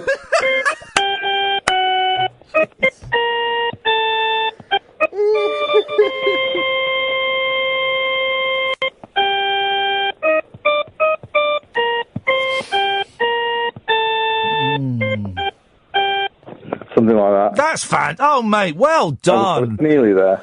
I'm just waiting for my boys to be old enough so I can show them the fight scenes from Enter the Dragon. That's a good... Yeah, very inappropriate. Very inappropriate, but I would have been... Well, no, I would have been 10 when I watched Enter the Dragon. 10 years old. Yeah, it's a shame that it was the best Bruce Lee film, because I always thought, oh, well, that's a window into Bruce Lee, and then I started watching the other ones. Well, I disagree it's the best, right? I think Big Boss is better, the first one. It's a bit daft. Oh, it's daft, but I think it's better. But I think the fights in the second one, Fist of Fury, are better. But the action, the kind of dialogue scene is too long. It drags on a bit, but the fights are great. The nunchucks bit where he goes into the dojo and takes out all the Japanese. Mate, and he's lying on the floor and he's whacking him in the ankles. Oh, indeed. Beautiful. And there's a bit where he pulls out a sign and he says, what does it say? Six Men of Asia. Men of Asia. Oh, it's great. But I like them all. I like Game of Death as well, you know. Game of Death, I mean, it's awful, but it's so iconic, that suit. Oh, it's terrible film, but I love it. Abdul-Jabbar kicking him in the chest and leaving like a footprint, as if Bigfoot kicked him. But then you get the... I sat on the Game of Death double DVD... Excuse us for a second, dear listener. Double DVD edition. I just watched the film on it. And then about 3 years later, I thought, I'll watch the extras. And there was 45 minutes of Bruce Lee footage. Yeah. Well, he made it into another film, Game of Death 2. That is a terrible film, where the tower is buried and he has to go underground. Oh, it's a terrible film. But I love it. I love all that stuff. Do you remember Ian, we've spoken about games before. I'm the Radiant Silver Gun guy. Oh, hello, mate. Yeah. Hello, mate. You remember the Bruce Lee game? Oh, it's great. And you're being chased by the green... Yeah. Jammo. Well, in my mind, because I've amalgamated all games, it was Bluto from Popeye, but that wasn't it. No, the Popeye game, there was a good game. It was green, what was it? It was called the Green Ammo, Green Jammo, Green... It certainly wasn't a Bruce Lee enemy that anyone would know anything about. It was bloody tough, that game. It was really tough. It was good, though. Yeah, I used to love that. I used to love all the Kung Fu games. There was Yia Kung Fu. Were you a Commodore 64 guy or a Sinclair Spectrum guy? I was a BBC, mate, I'm afraid, so my gaming was a bit pony. There was a great game in the arcade that was based on the Game of Death. I think it was just called Kung Fu, wasn't it? Where you had to walk along. Kung Fu. No, not Kung Fu Master. Kung Fu Master, that was it. Yeah, that was good. That was it. That was a great game. Do you remember Yosaki Yojimbo, where you were a little rabbit with a samurai sword? I don't know that one, no. Oh, it's good. That was I tell you what I bought. I bought some gaming headphones, right? So, because when I get home late at night, sometimes I don't want to go to bed. So, I want to play games, but you can't have it too loud because you wake everyone. So I bought these gaming headphones. So I've got, you turn the TV volume down and you just wear these headphones. And it's brilliant. Oh, I was playing Rainbow Six and I could hear people behind me. It was brilliant. Oh, really? Yeah, loved it. Absolutely loved it. What's your stance when you're playing a computer game these days? Because I find it very difficult not to sort of hold my hands in the air while I'm holding the joypad. Oh, no, my favourite thing, right? Lying on the sofa with my hands behind my head. Oh, behind your head. Behind the head. In the air as if I'm like whooping. No, behind the head. That's my favourite. Is behind the head. Then it becomes like yoga. Yeah, it becomes quite zen. Then you become one with the Xbox. Oh, well, it's good to speak to you, Ian. It's nice to hear that you're back on top. You sounded down for a bit when I was very down for a bit, and there's stuff going on. But I'm the show. I'm enjoying the show. I've got my fingers crossed that the figures on Thursday will kind of show my enthusiasm. Thank you. Tell you what, Keith has entertained me. He's good, isn't he, Keith? He's good. He just needs to watch his language a bit. Keith has phone up again. Yeah. well, he dropped one. Yeah. Jim, listen, nice one, mate. Thank you very much indeed. 0344 499 1000. Let's go to Gavin. Evening, Gavin. Oh, no, I'm going to press the wrong button. I do apologise. Let's try that. Hello, Gavin. Sorry, I pressed the wrong button. We missed that. Start again. Multiple time caller to James, but first time caller to you, mate. So take it gently. Nice one. No, I will do. And can I just say, because I should say this, because I know people tune on, sometimes just tune in for me. But 7 to 10, Monday to Thursday, James Whale is on with Ash, and it really is.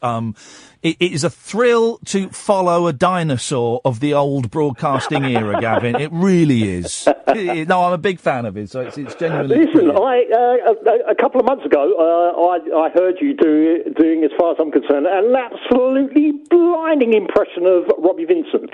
And he's supposed to be coming on soon, I think. We had him booked in, so I think that's still happening. But I just wondered if you could do an impression of Robbie Vincent on a rocket bike. I don't know about that. No, I don't know about that. But no, Robbie Vincent, we had him booked in and he was coming in, and I don't know what's... You know who's filling in for me on Friday? Go on. I'm only going to say it once. Go on. Tommy Boyd. Really?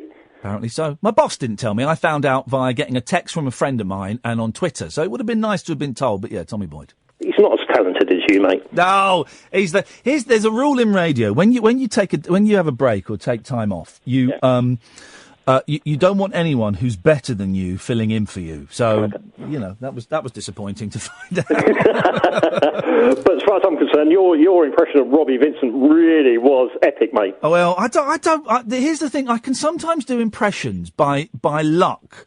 Yeah. Right, if I just launch into it, but I can't. I don't think I can do Robbie Vincent now. Go on. No. If I do it, it will I can't. No, I'm going to pass, Gavin. Really? Maybe I'll do it later on. Oh no. There's only one impression I can do, and that's Wolfman. Go on. You know Wolfman Jack? I thought you meant Wolfman from Gladiators. You know the Wolfman Jack? Wolfman Jack. He's something like that, isn't he? Sorry.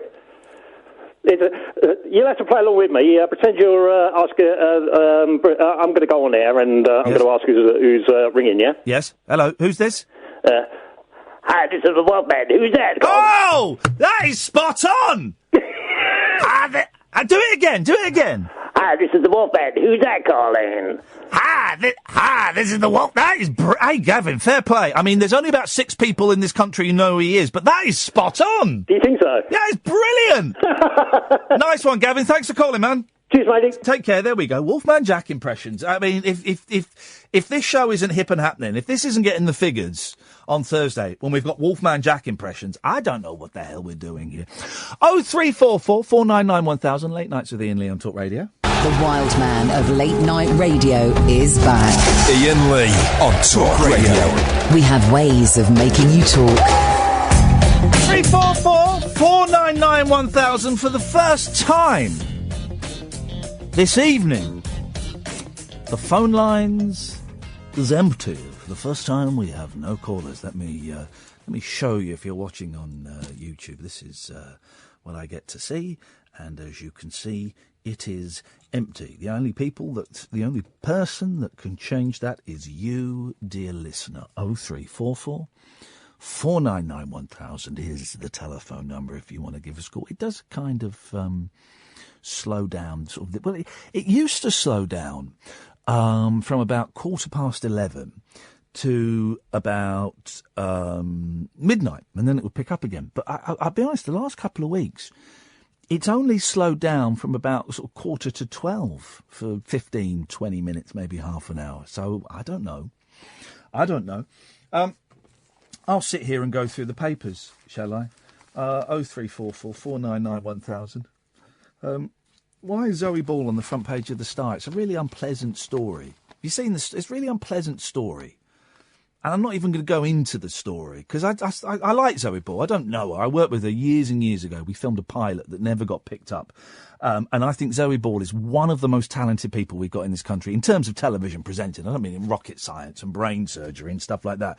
I mean in terms of television presenting and radio presenting, she is one of the sharpest tools in the box. And if she were a bloke, she'd be up there with Jonathan Ross. She'd be doing big shows like that. But, for some reason, we don't take kindly to women presenters. And there's a really sad story. There's a really sad private story on the front page of the Star. And I'm not going to go into it. I'm not going to delve into it, because it's none of your business. And it's none of my business. It is none of our business whatsoever. And it's on the front page. Picture exclusive of a woman who turns out is grieving. Now, I didn't know anything about this, and it's the front page story, and I quite like the Star. It's a decent little paper, and they do some funny little stories. Totally misjudged this one, guys. Totally misjudged this, and you go in full story, page 5, and it's really sad, private story that has absolutely nothing to do with us.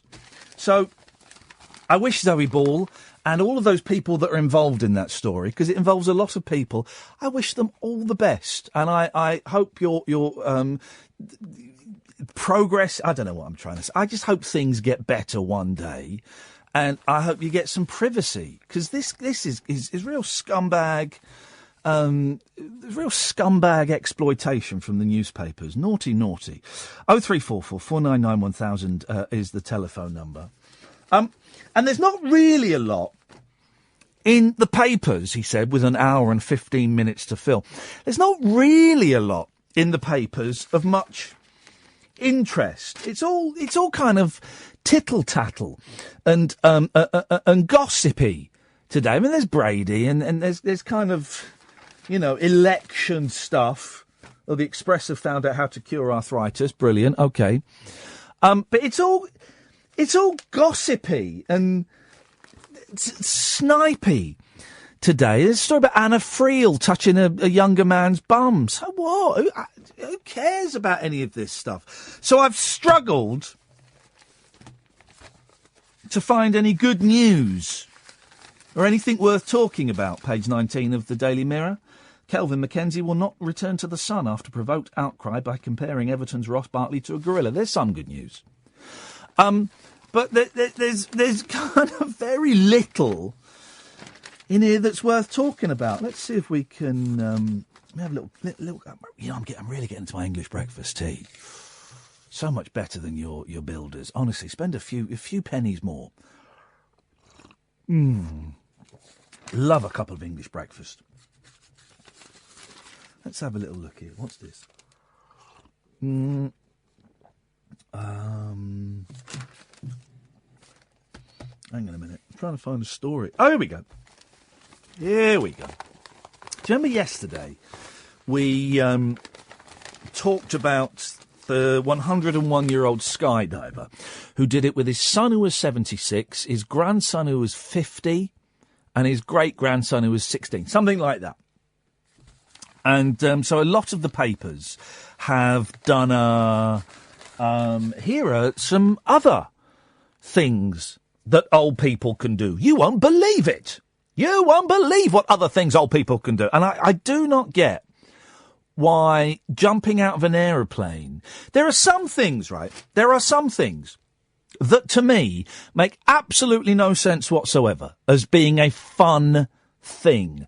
Jumping out of an aeroplane, bungee jumping, and running a marathon. Where's the pleasure in that?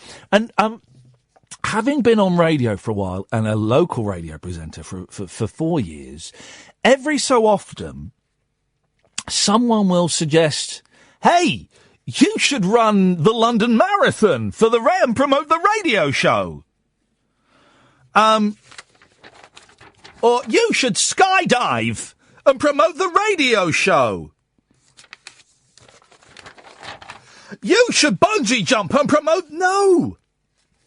I remember having an argument with a boss once who wanted me to run the London Marathon. I said, I'm not going to run the bloody marathon. It's not in my contract. I'm not doing that. Of course I'm not going to do that. What a stupid thing to suggest. Why would I want to do that? Well, you could raise money for charity and it would be great promotion for the radio show. I said, yeah, I'm not going to run the marathon. It's not happening, dude. Let's go to Dan. Good evening, Dan. Evening, Ian. How are you? Oh, I'm okay, thank you, Dan. I just wanted to say about the Zoe Ball story. Yeah. And it's very, very, very sad. But what I didn't get about it, this story, I think it was last weekend it broke. Yeah. Front page of the BBC News website. Go on. Grieving Zoe Ball to miss her radio show. Yeah. Why is that news? Yeah. I honestly don't get it. I'm assuming that me missing my radio show on Friday to take my boys to see the Beach Boys is on there as well. Because it's not new. Why would that be news? Yeah. This poor woman has been through something. She's had a couple of really bad years, capped off with a terrible last 10 days. And why is that anywhere? What's that got to do with any of us? To me, it just seems the most obvious thing. You've lost your partner the day before. Yep. You're not going to turn up to work. No, you're not. Who would expect you to? Yeah. What planet is this at the minute? Do you agree with me? I like Zoe Ball. I think she's brilliant. I think I think her, Sarah Cox, and Jo Whiley. Jo Whiley's in some of the papers today, and again, it's a slightly titillating story, almost literally, because she's talking about doing the gardening with no bra on. But I think those three are brilliant. And if they were blokes, they'd have their own TV shows. They'd be off. Definitely. They'd be off doing shows where they travel around the world in a rowboat. And I think because they're women, they're kind of sidelined Well, this is it. I mean, I'm obviously child of the 80s and 90s, so all three of those were... Yep. They were everywhere when I was growing up, and for some reason, they're completely out of favour. Zabel does the secondary shows to the big headline shows. For whatever reason, maybe she's happy doing that, but she could do much, much better. But we just see the likes of Graham Norton, who he's great. Graham Norton and Jonathan Ross.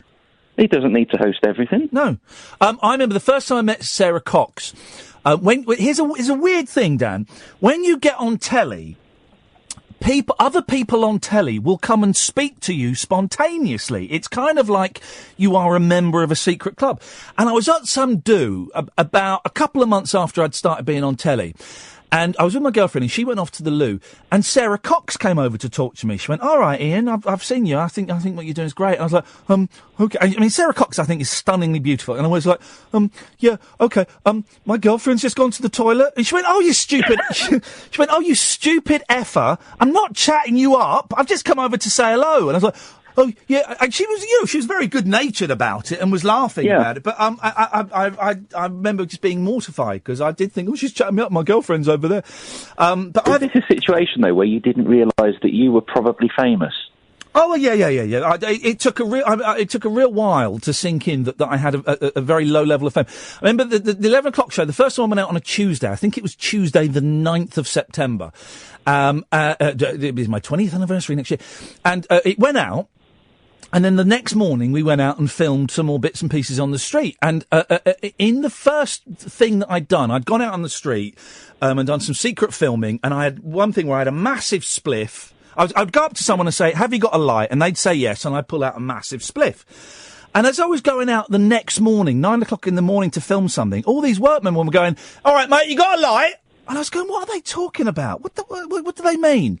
And the director sort of leant over and went, "Ian, you're on the telly. They're talking about what you did last night. This is what happens." And it's the weirdest thing. And I can say quite happily now, I hated it. Hated it. It's awful. How do proper famous people put up with that all the time? I hated it. I could not do it.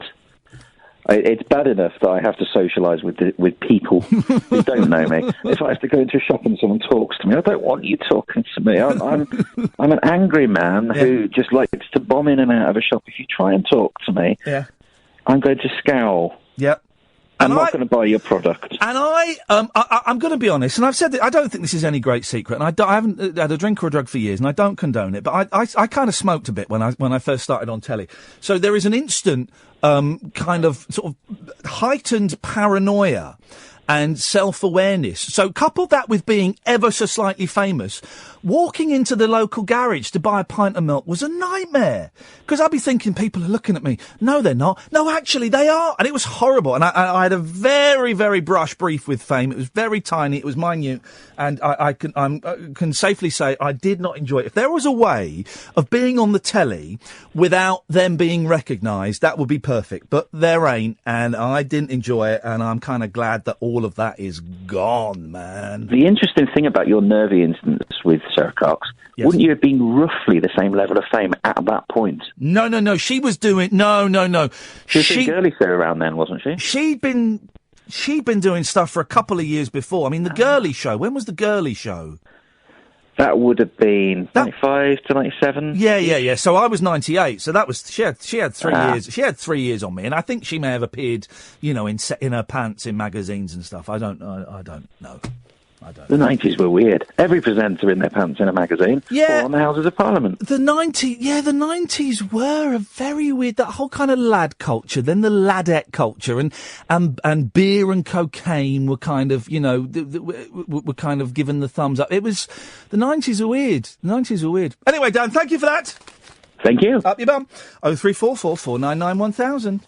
The 90s were weird. Very, very weird time. But yeah, Sarah Cox, Joe Wiley, Zoe Ball. Katie Puckrick was on the radio the other day on something. I was reminded how great Katie Puckrick excuse me. How great Katie Puckrick is. What was she on? She was on something on Radio 4. And she was funny. And she was intelligent. And she was quick and witty and snappy. And I just thought, why isn't she on the telly? Why isn't she doing a radio show? Why isn't she on the telly? Weird, man. It's a sexist world we live in. 0344 499 1000. So, Verdon Hayes became the world's oldest tandem skydiver. He had to do it with someone else. Verdon couldn't do it on his own. When he jumped from 15,000 feet at 101 years old. Great-granddad Vernon jumped with 10 other people, including 3 generations of his family. And then the Daily Mail, the Mirror, and I think the Express have done it. They've drawn up a list of old people and stuff that they have done. So who wants to hear a list of old people and stuff that they have done? Yeah? Okay. Well, let's... Here we go. Here's another stupid thing. Wing walking. Now, wing walking... It's fun to say, actually, wing walking. Wing walking is... when I was a kid, everyone was wing walking. And it's when you get strapped to a pole, you're standing up on top of an aeroplane, and then it goes flying. What the... I don't even like standing up in a jumbo. I have to time all of my loo breaks to the last possible moment because I hate standing up because I get a bit sick. You get that movement and you having a wee in the toilet of an aeroplane. Sweet Lord, is there anything worse? Oh, I hate it. And these idiots wing walk. Do you know it doesn't happen now. Maybe it does happen now. There was a real, I'm gonna make up some dates here, but it holds true. In the 1920s, in America, the Great Depression, man, no one had any money, and there was a craze. I think it was the 1920s, a craze for pole sitting. I think they called it flagpole sitting. Where you'd have a big pole that was like 100 feet in the air. If I got this right, someone will back me up. You won't. 0344 499 1000. And there'd be like a platform at the top of the pole, and you'd have to go and sit up there. And the person who sat up there the longest would win like $500 or like a 6 months worth of meat or something. And people would stay up there for weeks. For weeks, sat on top of a pole. Or did I dream that? No, I'm sure that happened. I'll tell you about wing walking in a bit. Do pick up the phone, otherwise it's just me talking about old people. 0344 499 1000 is the telephone number if you want to give us a call. 0344 499 1000. It's generally free. Might only cost you pennies. You'll speak to Emma tonight because Kath's not well, and she'll give you a call straight back. Don't forget to tick your radar diaries. Late Nights with Iain Lee on Talk Radio. Across the UK, online and on DAB. Take a far-out trip into the twilight zone of late night radio with Iain Doo-doo-doo-doo-doo-doo-doo. Unmissable late night radio with the original king of unconventional conversation. Make contact with Iain Lee. Late night Iain Lee on Talk Radio. We have ways of making you talk. Yes. 0344 499 1000 is the telephone number. I tell you what we do. You two take a break. Last hour of the show, call straight to air. Let's do that, shall we? You two go off and have a fag. Go and have a hot dog. We'll take calls straight to air. So the way that'll work, and no one may take the bait, and that's absolutely fine. If that's the case, then that's the case. I'll sit here and I'll go through the papers. But for those of you who are new to this, if you call in now, 0344 499 1000. As soon as I see you flash up on the screen, I just put you straight to air. The only rules are you can't be libelous and you can't swear. That's it. Fancy some of that? Good. Right. Old people doing stuff. Wing walking. Tom Lackey's wing walking began in his 80s. Tom Lackey needs a slappy. In 2013, the fundraiser of Solihull broke his oldest wing walker record, aged 93. Tom, bless. Tom, who won a Pride of Britain award, died this year. Well, there you go. I mean, wing walking, that's just insane. How do they strap you down? In my head, I'm assuming that you get boots that are super glued to the aeroplane, or maybe they nail them in. That couldn't work, could it? That wouldn't be enough. Super glue. When I was a kid, there was nothing scarier than don't touch this. No, don't touch the super glue. The super glue had to go into a special drawer where the kids couldn't. Don't touch the super glue, because there are all these stories about people super gluing their fingers together or super gluing their eyes closed or stuff like that. Now, I have, as a grown-up, had occasion to use super glue, and I have sometimes got super glue on me. Super glue's not that sticky. Super glue's not that super. You can pull your fingers apart with super glue. You can pull your fingers apart. Of course you can. Line 1, you're on the wireless. Fish.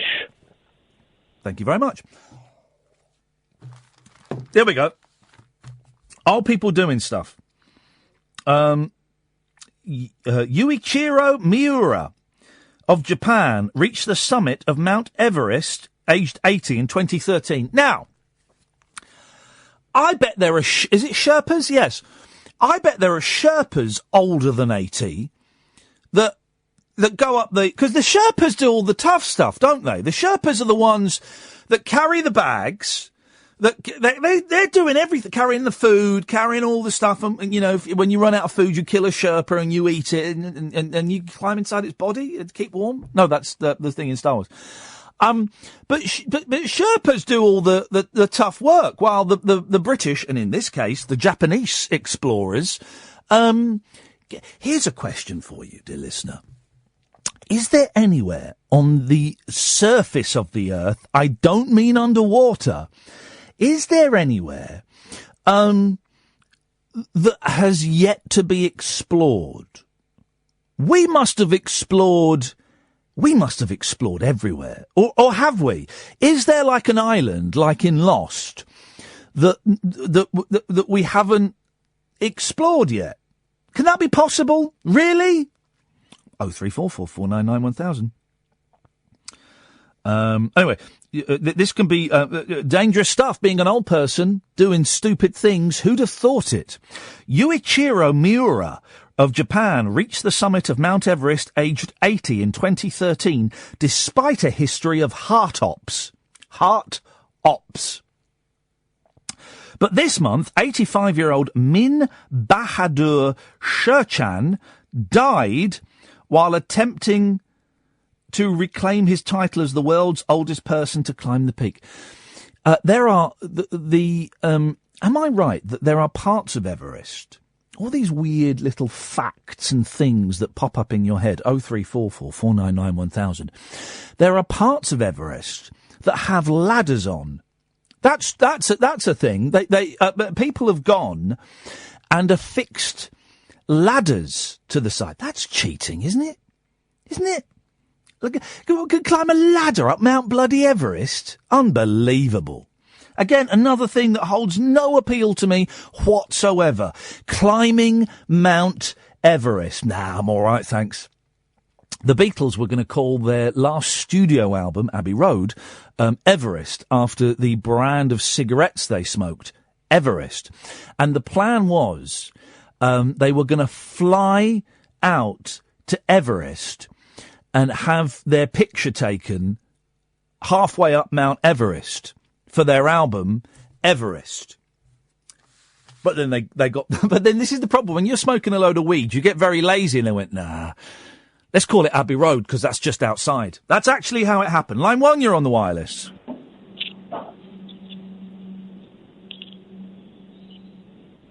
Oh, I like that. Just got a tiny 7-second glimpse into someone's life. One of my favourite things, here we go. One of my favourite things is when I've got an iPhone, right, and I'm on Gaff, and it's really crap. I think it's an iPhone thing. It's really rubbish at telling me when I've got messages. voice messages. Quite often I won't know for 2 or 3 days, and then it will just flash up, and you go, and this was left 3 days ago. But one of my favourite things is when you get a voice message and you play it, and it said, the following message is 4 minutes long. I'm thinking, beautiful. I've got a pocket dial. This is a pocket dial. And I can't be the only person that does this. I will listen to the full 4 minutes. I will stop what I'm doing. I will go somewhere quiet, and I will listen to the full 4 minute message. Just trying to make out. Sometimes you hear nothing. Sometimes it's all. Sometimes you get snippets of conversation, and it really is just the most wonderful. You might hear plates clanking because they're in a restaurant, and you'll hear, and it's wonderful, completely Here's what I would do. I would buy a compact disc of pocket dials. If they released an album of pocket dials, I would love that. I would totally buy that. Or wrong numbers. Anyway. The oldest person to swim the channel. Again, the 70s were weird, right? I grew up in the 70s. And the 70s were lots of people, because we didn't have the internet then, and we only had 3 channels. Yeah, we did. When was Channel 4? 81, I think. Channel 4 started 81. So we had 3 channels, no internet, and the TV would start at 9 a.m. in the morning, and it would stop at about 3 o'clock for 2 hours. And that was also the time that pubs would close. Pubs would close at 3 till 5, 3 till 6. Weird. So in the 70s, we had to make up our own entertainment. So the 70s were full of people cramming themselves into minis, people cramming themselves into phone boxes, people ripping up phone books, people covering themselves in goose fat, always goose fat, and swimming the English Channel. That was the 70s. Dominoes. We had Dominoes the other day. That was it. That was entertainment. You kids don't know you bloody kids don't know you are bloody born. I tell you that for now. In 2014, hang on a second. Yes, Line 1, you're on the wireless. Good evening, Ian. How are you? I'm good, thank you, Line 1. You know, I've rung, but I don't really have anything to say, which is quite good. But I thought I've not phoned Talk Radio since the original Talk Radio a million years ago. What was that? Do you remember the last phone call you made to the original Talk Radio? It was probably to Nick Abbott to ask him how to get into radio. And how's that going 25 years later? Well, amazingly, I am working in radio, which I didn't listen to his advice at all. But, well, congratulations. Well, anyone that can turn a dollar in this stupid business, that you get respect from me. Well, thank you. But the weird thing is, yes, even though I've been working in radio for a while now, I feel nervous ringing you, and I don't know why. It's the most bizarre thing. It is, and the few times that I phone in shows, and I've done it from time to time, I get really nervous. I get the twitchy leg. My right leg starts twitching. And I hate it. And even when I do interviews on the phone for radio shows, if it's live, I get very, very nervous. Really nervous. I know exactly what you mean. When I'm speaking to myself, when there's no one else there, that's fine. Yeah. Especially when it's speaking to people you've got no idea who they are, or they've never met you before, or whatever. Yeah. I mean, I'm sure in your previous lives you'll have had to do those interviews down the line with people promoting some chronic national week. Oh, mate, there was a period in my life, and I won't go into detail, but there was a period in my life when the TV work had dried up and the radio work hadn't yet started, and I was broke. I was in really big financial trouble, like really big. And one of the worst jobs I ever took was for, I can say it now because they've gone bust, but, well, actually it doesn't matter, was for Blockbuster Video. And it was one of those jobs where you are paid, and I was paid $4,000 to sit in a studio all day and do interviews on various one of these GNS things they call it, where you are booked in at 9 o'clock. You're booked on the Fred Macaulay Show. Then at 9:15 you're booked on British Broadcasting Services, and then at 10 o'clock you're booked on this, and I did 20 of them throughout the day, and I had to, in each interview, it was to talk about that Blockbuster had done a survey of videos. Of films, right? It wasn't. It was to promote their new online video rental. And in each interview, I had to say at least twice. Of course, if you go to blockbuster.co.uk and sign up for their new online video rental, what happens is, and each time I did it, a tiny part of me died. And the worst one was, I had to speak to Fred Macaulay on his BBC Scotland breakfast show, and I'd worked with Fred on the 11 o'clock show. And, normally, as soon as the interview's over, the line gets cut. And the interview was over, and they didn't cut the line. And I heard Fred say to his other guests, well, that was really sad, wasn't it? I felt sorry for him. And I was crushed, absolutely crushed. And it really was one of the most soul-destroying jobs I've ever done in my life. I mean, I shouldn't have laughed then, but... No, it's fine, and people do it, better than me, and it was a ridiculous amount of money for a day's work. Don't get me wrong, it was stupid money, and it helped get me out of a really, really bad hole I got myself in, and people are going, what, $4,000 for a day's work, and he felt, but no, it was awful, it was soul-destroying. I think I did one once about wheat-free pizza bases or something, which was... quite interesting. Obviously, they give you the list of questions, but then you're trying to shoehorn in whatever you want to ask a famous person who is online. So it's a funny old job, and we used to get offered those a lot when we were doing local radio, and we'd always turn them down. And because I remember speaking to Andrea McLean, who I think is on Loose Women, about butter. You're thinking, what can I say about butter? Really, but... well, the great thing is the same old names come around time and time again. I'm not going to name them because, as you say, they're earning their money by doing it, and good luck to them. Exactly. But it's always, I imagine if I would have been on, if you would have been plugging whatever, I would have been trying to ask you about other old computer games or something, because I love that documentary you did years Well, it's ago. funny you should mention old computer games, because if you go to blockbuster.co.uk, it's that kind of thing. Anyway. Yeah. Well, I'm glad you called in, man. Thank you very much. Thank you very much indeed. Cheers, my dears. Let's take another call, because this person's been calling for ages. Line 2, you're on the wireless. Hello, Ian. I'm ringing just to say how much I enjoy the show. And how I've been down to the local shop today, and I realised that men smell like ladies nowadays. Men smell like ladies? Yes. What do you mean? Sexy? Fragrance. Yes. They smell like ladies. I went to the shop. Yes. Then on to the local pub. Yes, and men smelt like ladies. And in my day, men didn't use fragrances. No. It's nice to smell nice, though, isn't it? As my mother would say. I like the smell of a pipe. Sorry? I like the smell of a pipe. Is that a euphemism? No. Well, the tobacco. Oh, the tobacco within pipe. The pipe. I like the smell of a tobacco pipe, and I would like to smoke a pipe. But the pipes, in terms of cancer, pipes are the worst. They're worse than cigarettes and cigars. That's rather dangerous. Yes. So, but why don't you? I think you can get pipe flavoured aftershave. Pipe fragrance. There we go.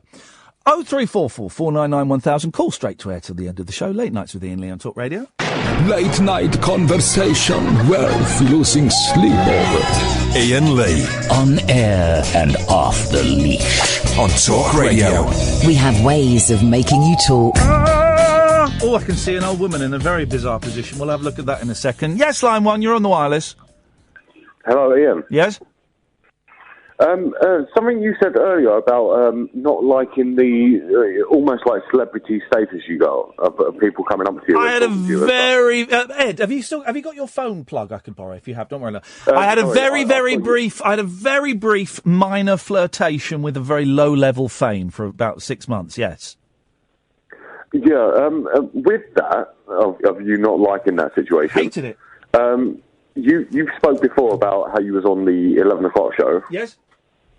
Do you have any regrets about certain other people that are on the show becoming ridiculously famous? Oh, I tell you what, you're speaking about Gervais and Sasha, who went on to become multi-millionaires and the funniest people in the world. And there were, it's fair to say that for a long time... Gervais is...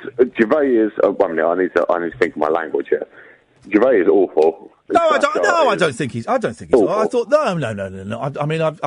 I thought Ali G was brilliant. I thought what Gervais did on the show was brilliant. I thought The Office was superb. I've seen some of Gervais's stand-up. I think he's brilliant. It has been argued, and it could be argued quite successfully, that I am the least successful person to come from that show. And, there's certainly a long line of people who worked on it. I don't mean in terms of success, but you saying you don't like the people coming up to you and all that profile stuff. But which would you rather have? Would you rather be super famous and be upset by people coming up to you, or would you rather be where you are now? It's not...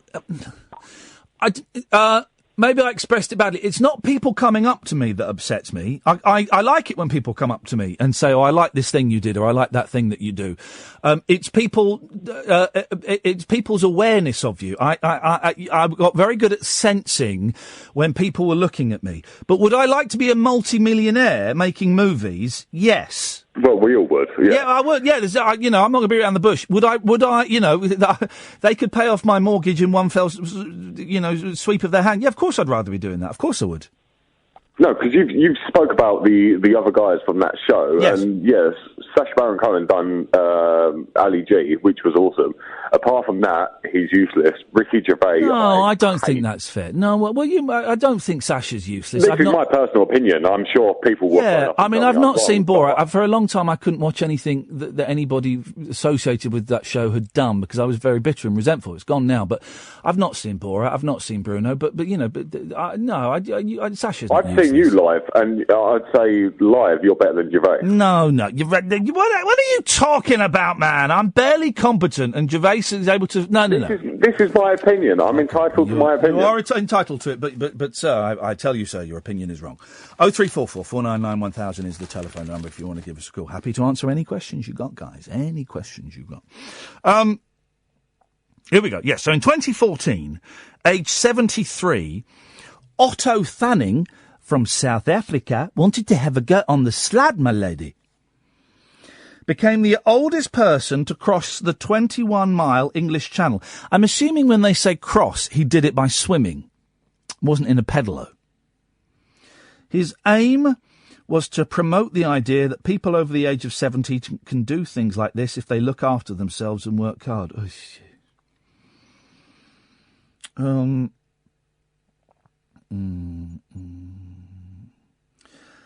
He may be 105 years old.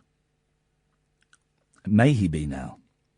But great-granddad Jack Reynolds is a thrill-seeker and became the oldest person to ride a roller coaster this month. Well, in the great scheme of things, riding a roller coaster, again, I wouldn't do it. I'm never going to do it. I hate it. But we got people that have climbed Everest and sat on top of a plane. Going on a roller coaster ain't nothing, buddy. Jack from Chesterfield said, "I'm going for another ride in a minute." It's world record number 2. As last year, he was the oldest person to get their first tattoo.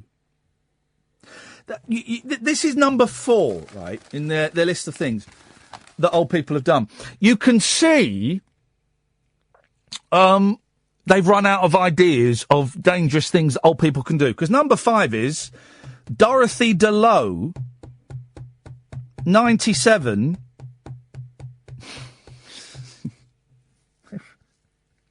We've gone from, right, skydiver, wing walker, Everest, swim in the English Channel, roller coaster to the oldest table tennis player.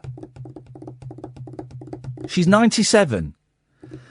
Australian Dorothy DeLow was 97 when she represented Australia at the World Veterans Table Tennis Championships in 2008, making her the world's oldest player. Flippin' heck. Yes, line 1, you're on the wireless. Hello? Hello, you're on the air. Oh, sorry. That's all right. I'm on the air. Yeah, you're on the air. Wow, speaking to Ian. Yes. Fantastic. Hi, Ian, I'm Katie. Hello, Katie. I've spoken to you a few times before. Okay, nice to speak to you again, Katie. Sorry for boring you. That's all right. Okay, so I've got an issue about love. Hey, you've come to the right place. I'm the love master. It's a love station. Yes. I've got a boyfriend. Dump him. Who I love. Oh. Stay enormously. with him. Stay with him. But, yes. Okay, we were together. It's kind of romantic. We were together 26, 27, 28 years ago as teens. Yeah. And we had our first kiss together on the bus, and it was quite sweet. Yeah. And then we kind of fell out. Well, we just lost touch, basically. We both got married, and we found each other on Facebook, and we got together again. Had you and you both been married in between then? Yeah. Yeah. Okay. Yeah. And then we kind of got back together about 2.5 years ago, and it was really romantic. And after your marriages had broken down, you didn't kind of get together secretly and then... Oh, God, no. Okay. No. If I probably knew him, I might have done that. But no, I didn't, and he didn't. And it was lovely. We've got back together. But he suffers from a little bit of Asperger's. Okay. And it's really difficult to tell him how I feel. He understands how I feel. Yeah. But it's very... I just wonder what other listeners would think of this if they're in a relationship with anyone with Asperger's. Or... Well, how does it... Now, because Asperger's is different for different people. How does it... What are his symptoms? What would one notice that's different about him from somebody who doesn't have the condition? Okay, well, I think a lot of men can't talk. Yeah. I think that's just... Maybe it's a generalisation, but I generally think men can't talk. Yeah. Oh, but if you tell this man that I love how I feel, he's just like, no. Just he'll be on his computer, and he just doesn't take it in, and it's very, very difficult to. I do everything for him, and look after his kids, and I've got a child as well from a different relationship, and it's just really difficult. How as you as a man. Yeah. How do you deal with that? There was a point last week, and he said it's okay if I sleep with somebody else. What the heck? Hang on. He said it's okay for you to sleep with someone else. Yeah. And I think maybe I don't know, 40% of women, I don't know, generalising again, that's okay. But it really hurt me, Ian. Get out of there. Yeah. Get out of there, because Asperger's or not, saying something like that it implies hurtful, that there is isn't a lack of commitment and interest. Yeah, it's hurtful, isn't it? Yeah, that's an unpleasant thing to say. Maybe it's Asperger's, or maybe that's because... And then I think, actually, you know what, I deserve a lot more. You do. Because I love this guy, I'm staying with him, but he can't talk, he's not, it'd be interesting to see what other women think. I don't know, as a guy like yourself. Let's see. If anybody wants to call in and put forward their 2 pence, then of course they'd be very welcome to. 0344 499 1000. But it must be difficult to be in a... Forget the sleeping with other people for a minute. To not have the affection reciprocated. I don't mean necessarily with sex, but even absolutely. Just to clam up when declarations of love are made. That's well, absolutely. And it's things like holding hands. And when I met him again, I fell in love with him again. I mean, I was too young to really know what love was, but it's things like walking down the street, holding hands, and he can't do that, and I appreciate that. But it's other things. It's other things like kisses and cuddles in public, and he can't do that. I can live with him for that. I'm with him with the kisses. Like. I'm with him with the kisses in public. That is inappropriate. But I'm not about massive snogs, but just like a kiss on the cheek or something. Okay. Do you know what I mean? Nothing serious. Yes. But it's really tough, and I love him, and I've changed my life for this guy. And then I think, and a lot of my friends are saying, well, what are you doing? But I believe in him, and sometimes I think I'm trying to change him, and that's not good. You can never change anyone. That never works. Of course you can't. That only leads to resentment, one way or the other. Of course. But then I put it with so much, and if it's you're really not getting what you want out of that relationship, it doesn't sound like it's right for you. And there will be someone for whom what he is able to offer works for them and is their thing and is appropriate. But it just sounds like he's. I don't want to say he's taking the mick because he's not. But I don't know. it doesn't. Well, maybe he is. But you're not getting what you need to be nourished in this relationship. And the thing is, Ian, I just like to make people happy, and I think at the end of the day, if I'm just constantly making somebody happy, then it's not making me happy. Where's your happiness? Then I feel selfish. Where's your happiness? And there's nothing selfish about wanting to be happy in a relationship. Yeah, that's right. It'd be interesting to see what other women say, but I'm sure they'd all say the same. And ironically, if anybody said what I'm saying to you, and you said to me, I'd say exactly what you've said to me, but it's really difficult. Oh, ending any relationship. How long have you been together? 2.5 years. Do you live together? Kind of. Oh, mate, get out of it. And it's easy to say, ending any relationship, whether it's 2 weeks or it's 20 years, it is hard work and it's messy and it's unpleasant. But you deserve better, and he deserves better. He deserves someone who wants what he wants. That's right. And that's not you. You're right. Okay, thank you, Ian. Cheers, my dears. Take care. Bye-bye. You're welcome to call in about that. Love Doctor, you see. 03444991000. Late Nights with Iain Lee on Talk Radio. Unmissable late night radio with the original king of unconventional conversation. Make contact with Iain Lee. Late Night Iain Lee on Talk Radio. We'll get you talking. 03444991000. We're taking calls straight to air on the last 30 odd minutes of the show. You can call in about absolutely anything you want. What day? It's Tuesday. No, hang on. We're Tuesday going into Wednesday, aren't we? And it's always a weird time of the week. It's the Tuesday night, Wednesday morning. I mean, you should be asleep, really. You should be asleep, really, and you're not, and you're listening to this rubbish. So why not phone up and let off a little bit of steam? So we've got an old ping pong player. Ida Herbert, there's a name. Ida Herbert. That's a great name. Became the oldest yoga teacher in 2012, aged 95 years old. Flexible Ida, from Ontario, Canada, started when she was in her 50s and went full-time at around 70. Now 100, she retired nearly 4 years ago. Lightweight, old lady. There's a Japanese dude graduating from university. That's nothing special.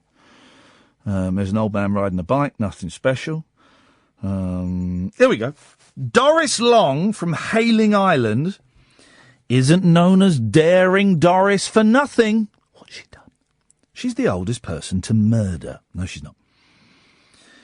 The great-great-grandmother took up abseiling at 85. And in 2015, she broke her own world record. Excuse me. Really, about 12:30, I've started getting really tired and started yawning a lot, man. What the hell is going on with me? I'm getting old. I'm about 3 weeks off being 44. 44. That means, oh no, I'm 6 years away from being 50. Jesus Christ! In 2015, she broke her own world record as the oldest abseiler when she descended 328 feet down Portsmouth's landmark Spinnaker Tower at the age of 101. I've abseiled. Here's the weird thing, right? I'm not very physical. I'm not very daring-do. I'm not one of those people that goes out and does things. But about 2 years ago, me and my mate Scoins, we went potholing,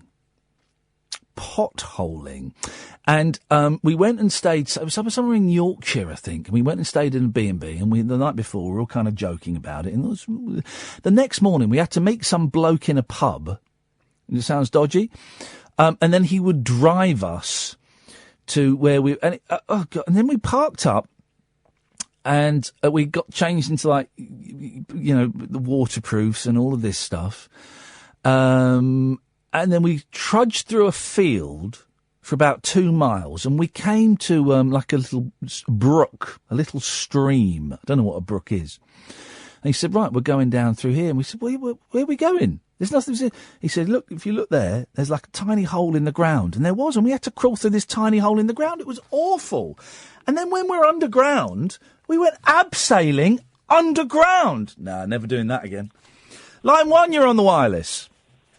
Hello there, Ian. Hello, Line 1. Just listening to that previous call about the lady we've talked to the bloke with Asperger's. Yes. Well, I was diagnosed as being on the autistic spectrum 2 years ago. Okay. So I don't know whether the term Asperger's is commonly used nowadays, but anyway. And it seems. Well, I thought. Right. First of all, I thought it was Asperger's, and also I thought that was slightly different from being on the autistic spectrum. Am I wrong? Well, it's still up for debate. There's, it's no hard and fast rules, I don't think. But okay. I don't know. It might be frowned upon, but I think it's just well. Anyway, but that's not the point of the call. It was just that it sounds like that lady's having not a brilliant time. Yes. And speaking as somebody on the spectrum, I can understand that it's hard for her.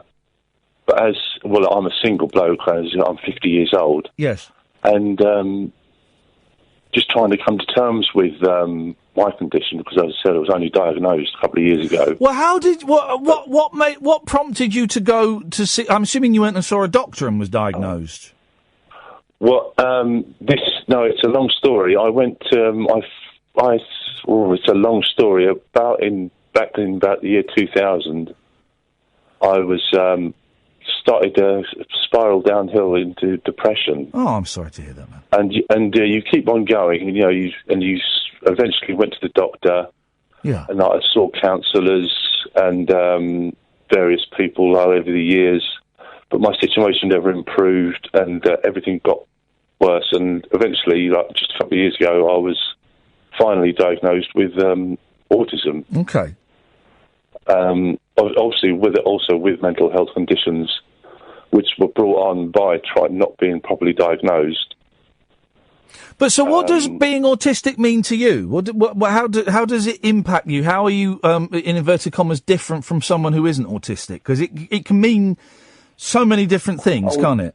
Yeah, well, yes. Well, getting back to the original call, it's the social interaction aspect of things, right. And I can understand like the lady was saying, like holding hands in public or kissing and cuddling in public, and those sort of things. It might be a bit outside of his comfort zone. Mm. But not, but as sorry, just trying to get more thoughts together. That's another thing I have problems with, getting all my thoughts together and explaining what's in my head. But yes, the emotional side of things, and but if he's not doing that at home as well, in private, it's yes, I don't know. It's difficult to say. It is difficult to say, and one can only give so much in a relationship in terms of understanding of the other person's conditions and issues, and if she's not getting her needs met, then she shouldn't stick with him just because she feels sorry for him, should she?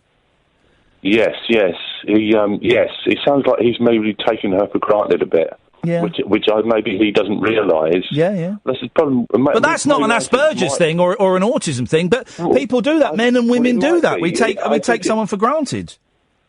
Well, I do. Maybe I do take some people for granted in my own life. Yeah, I do. And, I've done it.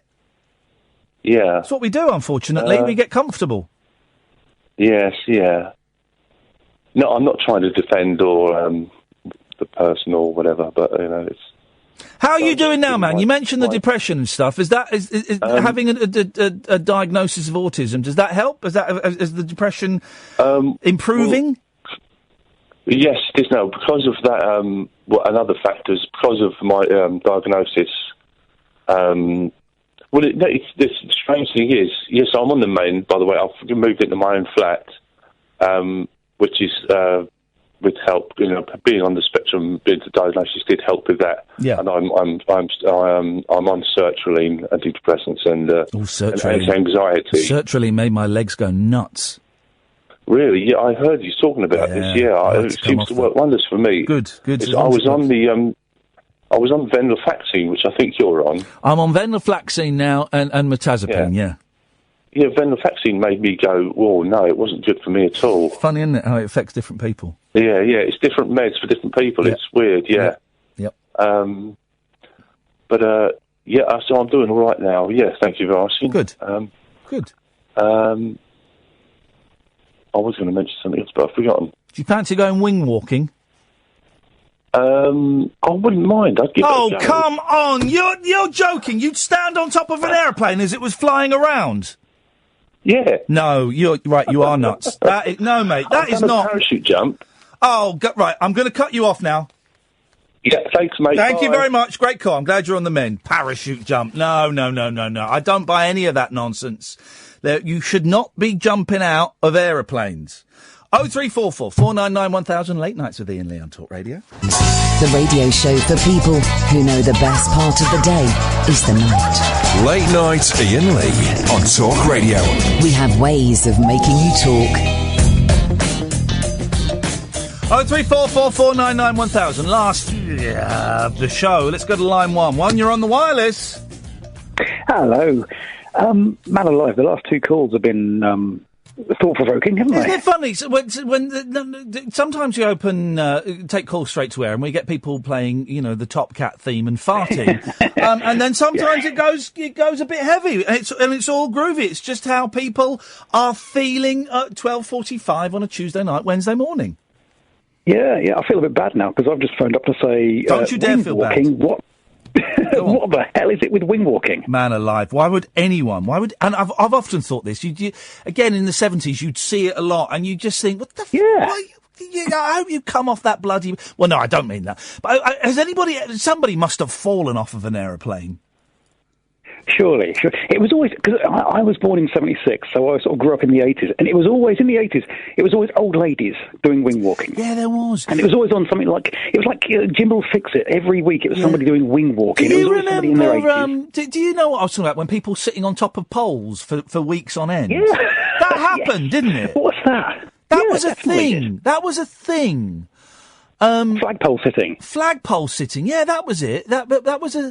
That was definitely a thing, and I can't think. And now I'm trying to remember that I read that there's a story about it, but it's like a Mickey take story, and I think it's about Rupert Murdoch flying over someone and taking a dump on them while they're sitting on a flagpole. But now I can't think where that story's from, and I've read that story. Amazing. I've read that story recently, or heard it. Maybe it's a sketch on someone, please, dear God. It might be David Cross. That's what it is. It's David Cross, the American comedian, talking about it. That's what That's what it is. There we go. We got up to, I tell you, before social media came in, and before, as you say, when we had 3 channels, we got up to some weird stuff. Beard of bees. Why the hell would you do that? Oh, a beard! Oh, you don't see that anymore! Well, you don't now, because all the bees have gone, and that's because we were using them to make beards. You'd struggle to make You'd see a bloke on telly, and he'd be enticing bees to make a beard. Yeah. Beautiful. The things we do to pass the time. Man alive. Listen, thank you for that. The olden days were rubbish. I tell you that. Line 2, you're on the wireless. Yeah. Hi, Ian. It's Jamie. Hi, Jamie. Hi. The last few calls, I do apologise. I was listening, and there's a little bit of a delay, so I'm always very surprised when the phone pops on. No, I've listened to the last few calls, and I've called in before, obviously, and I've mentioned I've got autism. It's actually Asperger's. Yes. So I thought I'd give my kind of opinion on the previous callers, really. Yes. I mean, the guy that phoned in previously was right, about the communication. I find certain forms of communication quite difficult. And certainly in a relationship sense, it can be very difficult to connect with people if you're not particularly familiar. I mean, but then let me just throw a Spaniard in the works. Yeah, isn't that? But that's for a lot of people, whether they're on a spectrum or not, isn't it, that communication and intimacy can be difficult? That is very true, and that is one of the most difficult things for an autistic person to answer, because we're always getting, well, everyone does that, everyone gets that, but it's just the intensity of it, it's the regularity of it, if that makes any sense. See, but I struggle with intimacy and expressing myself intimately, and so many times people like to diagnose, and I've had people phone in and say, I think you're Asperger's, and I thought it was a hard G, not a soft G. Anyway, and I think you've got attention deficit, and I think you're on the spectrum, and I don't think I am. I certainly don't think I am at all. But there are, I do hear people on spectrums. I don't know how many spectrums there are, but when they say some of the difficulties that they encounter, I think, that's normal, though. And okay, here's the point I think I'm trying to make, and it's a tricky one to make. For someone like me who is not on a spectrum, it is hard to know what is spectrum-based behaviour and what is not. And for someone like you who is on a spectrum, I imagine it must be difficult for you to know what is not spectrum-based behaviour. Did that sentence make sense? It does kind of make sense. I mean, when I was diagnosed in my early 20s, I looked around at my friends, and most of them turned out to be on the spectrum. And, of course, you start seeing similarities. You start going, well, I am like this person, or I am like that person. And so you are right in that sentence that sort of made sense. Sort of, even though I don't quite understand what I was trying to say. I think we're all a little bit, aren't we? I think we are. I think most people say that everyone is on some kind of spectrum, as it were. Everybody's on something. Oh, God. Well, that might be true as well. We're all. Here's the only thing I know. We're all doomed to die. That's all. That's it, Jamie. We're all going to die, and it's going to be miserable. The only certainty. That's the only certainty. Exactly. Thank you very much indeed, Jamie. We're all going to die, and it's going to be miserable. That's it. We're screwed, man. We are all screwed. On that bombshell. 0344 499 1000 is the telephone number if you're going to give us a call. I think we've done the old people there. Here's something in The Sun.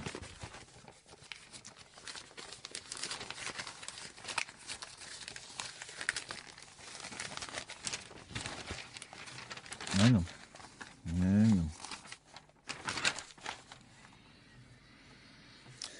A Rolex watch. Now, I've lost my watch, right? Here's the thing. I've lost my watch. I've lost 2 watches in the space of a month, right? But I just get cheap, bog standard Casio watch from Amazon. It's $4.49. Sometimes if I'm feeling flush, I'll buy the calculator watch because I like it. I always wanted one as a kid, and that's like $9.99, right? And I've lost 2 of these watches recently. I've got no idea where they are. Fine. I'll just spend another £5 and I'll get one. I don't get expensive watches. My agent, called Nick, is obsessed with watches, and I don't get it. Have a listen to this. Look. A gold watch owned by the last emperor of Vietnam has sold for, have a guess, £4 million. £4 million for a watch. I tell you what, I bought, and she didn't appreciate it. And then I tried to sell it and couldn't. Anyway, for my girlfriend, now wife, I bought her I think it was the first, possibly the second ever digital watch, right? And it cost £200, right? And it's beautiful. It's like a gold strap, and it's got the red screen. And do you know how you set it, Ed? Do you know how you would set old digital watches? Shall I tell you? Hidden away in the clip, there's a tiny magnet, and you would use the magnet to set it. It's insane.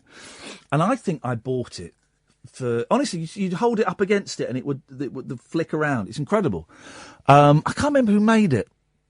Anyway, I bought it for like £200, and I think she wore it once. And then I thought, I'll try and sell it. And it turns out I paid a mug's price for it. Watches. The 1952 watch was bought by Bao Dai, 13th emperor of the Nguyen dynasty.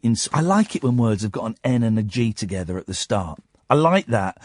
You get it quite often in Vietnamese and Chinese. And there's a brilliant song by They Might Be Giants called Anna Ng. Because it's a surname, N-G, Anna Ng.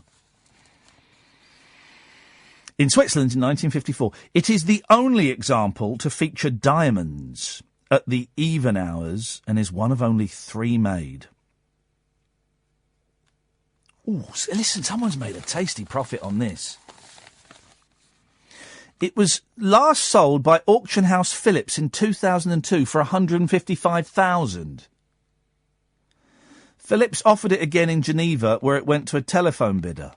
So it sold it for $155,000 15 years ago, and now it's just gone for $4 million. How's that happened? How have you done that?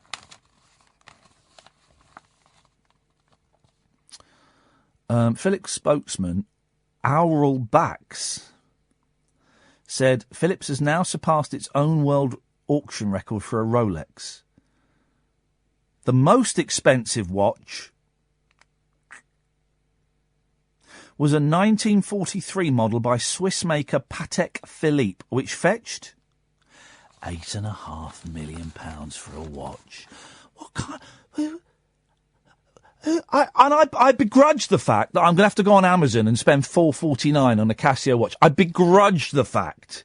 I'm thinking, well, maybe I can get away with using my phone, but it's not always convenient. But I like it. I like that. I went into Costa yesterday. This is the weirdest thing. I went into Costa, right, and I had a jacket on. And the bloke behind the counter went, "No watch." What? I said to him, what? No watch? I said, no. Here's the thing. I go into Costa a lot because I like going out of the house and going somewhere and ordering coffee. And I love their chicken tikka sandwiches. And if failing that, meatballs. But I like going out to work. So I go and sit in there and I'll do stuff on the computer. Right? Here's the thing I've noticed about Costa, and I think it's only Costa. And you'll notice this tomorrow, right? If you've sat down and you've had something to eat and you get up to leave, as you are leaving, at least one member of staff will go, bye! Honestly, and it drives me nuts. Because then you've got to turn around and go, oh yeah, thanks. It's obviously in the training, because everyone I've been in, every branch of Costa I've been in, one of the, bye! So, what? Don't do that. I just want to go. I just want to leave. I'm done. Don't say goodbye to me. We're not friends. Guys, that's it. That's your lot. We're done for another day. Back tonight at 10 o'clock. Don't forget, for goodness sakes, this is very important that you remember, that you can download podcasts of this show. You can get it on iTunes. If you type in Iain Lee Talk Radio, it pops up. You can get it. People say, I don't like iTunes. I don't like Apple. It's rubbish. They're scummy thieves. Well, you can get it from like Pocket Catcher or basically wherever you can get a podcast from, you can probably get the Talk Radio podcast, okay? And if they're only half an hour from now on, because new dictate from the bosses, all podcasts must be no longer than half an hour. So we're going to release 6 podcasts a day. We won't. You can also enjoy what am I talking about? The listening figures are coming out in a couple of days. Who cares if you listen or not? My fate will be sealed Thursday morning. All right. So who cares? Listen if you want. Don't. I couldn't give them. It's too late now. Who gives a rat's? We plug in stuff. Podcast figures don't. We get about 7,000-8,000 downloads a day. Don't matter. Don't save my job or whatever. Up yours. There we go. If truth be told, up yours. On that bombshell. Back tonight at 10. Until then, from me, ta-ta.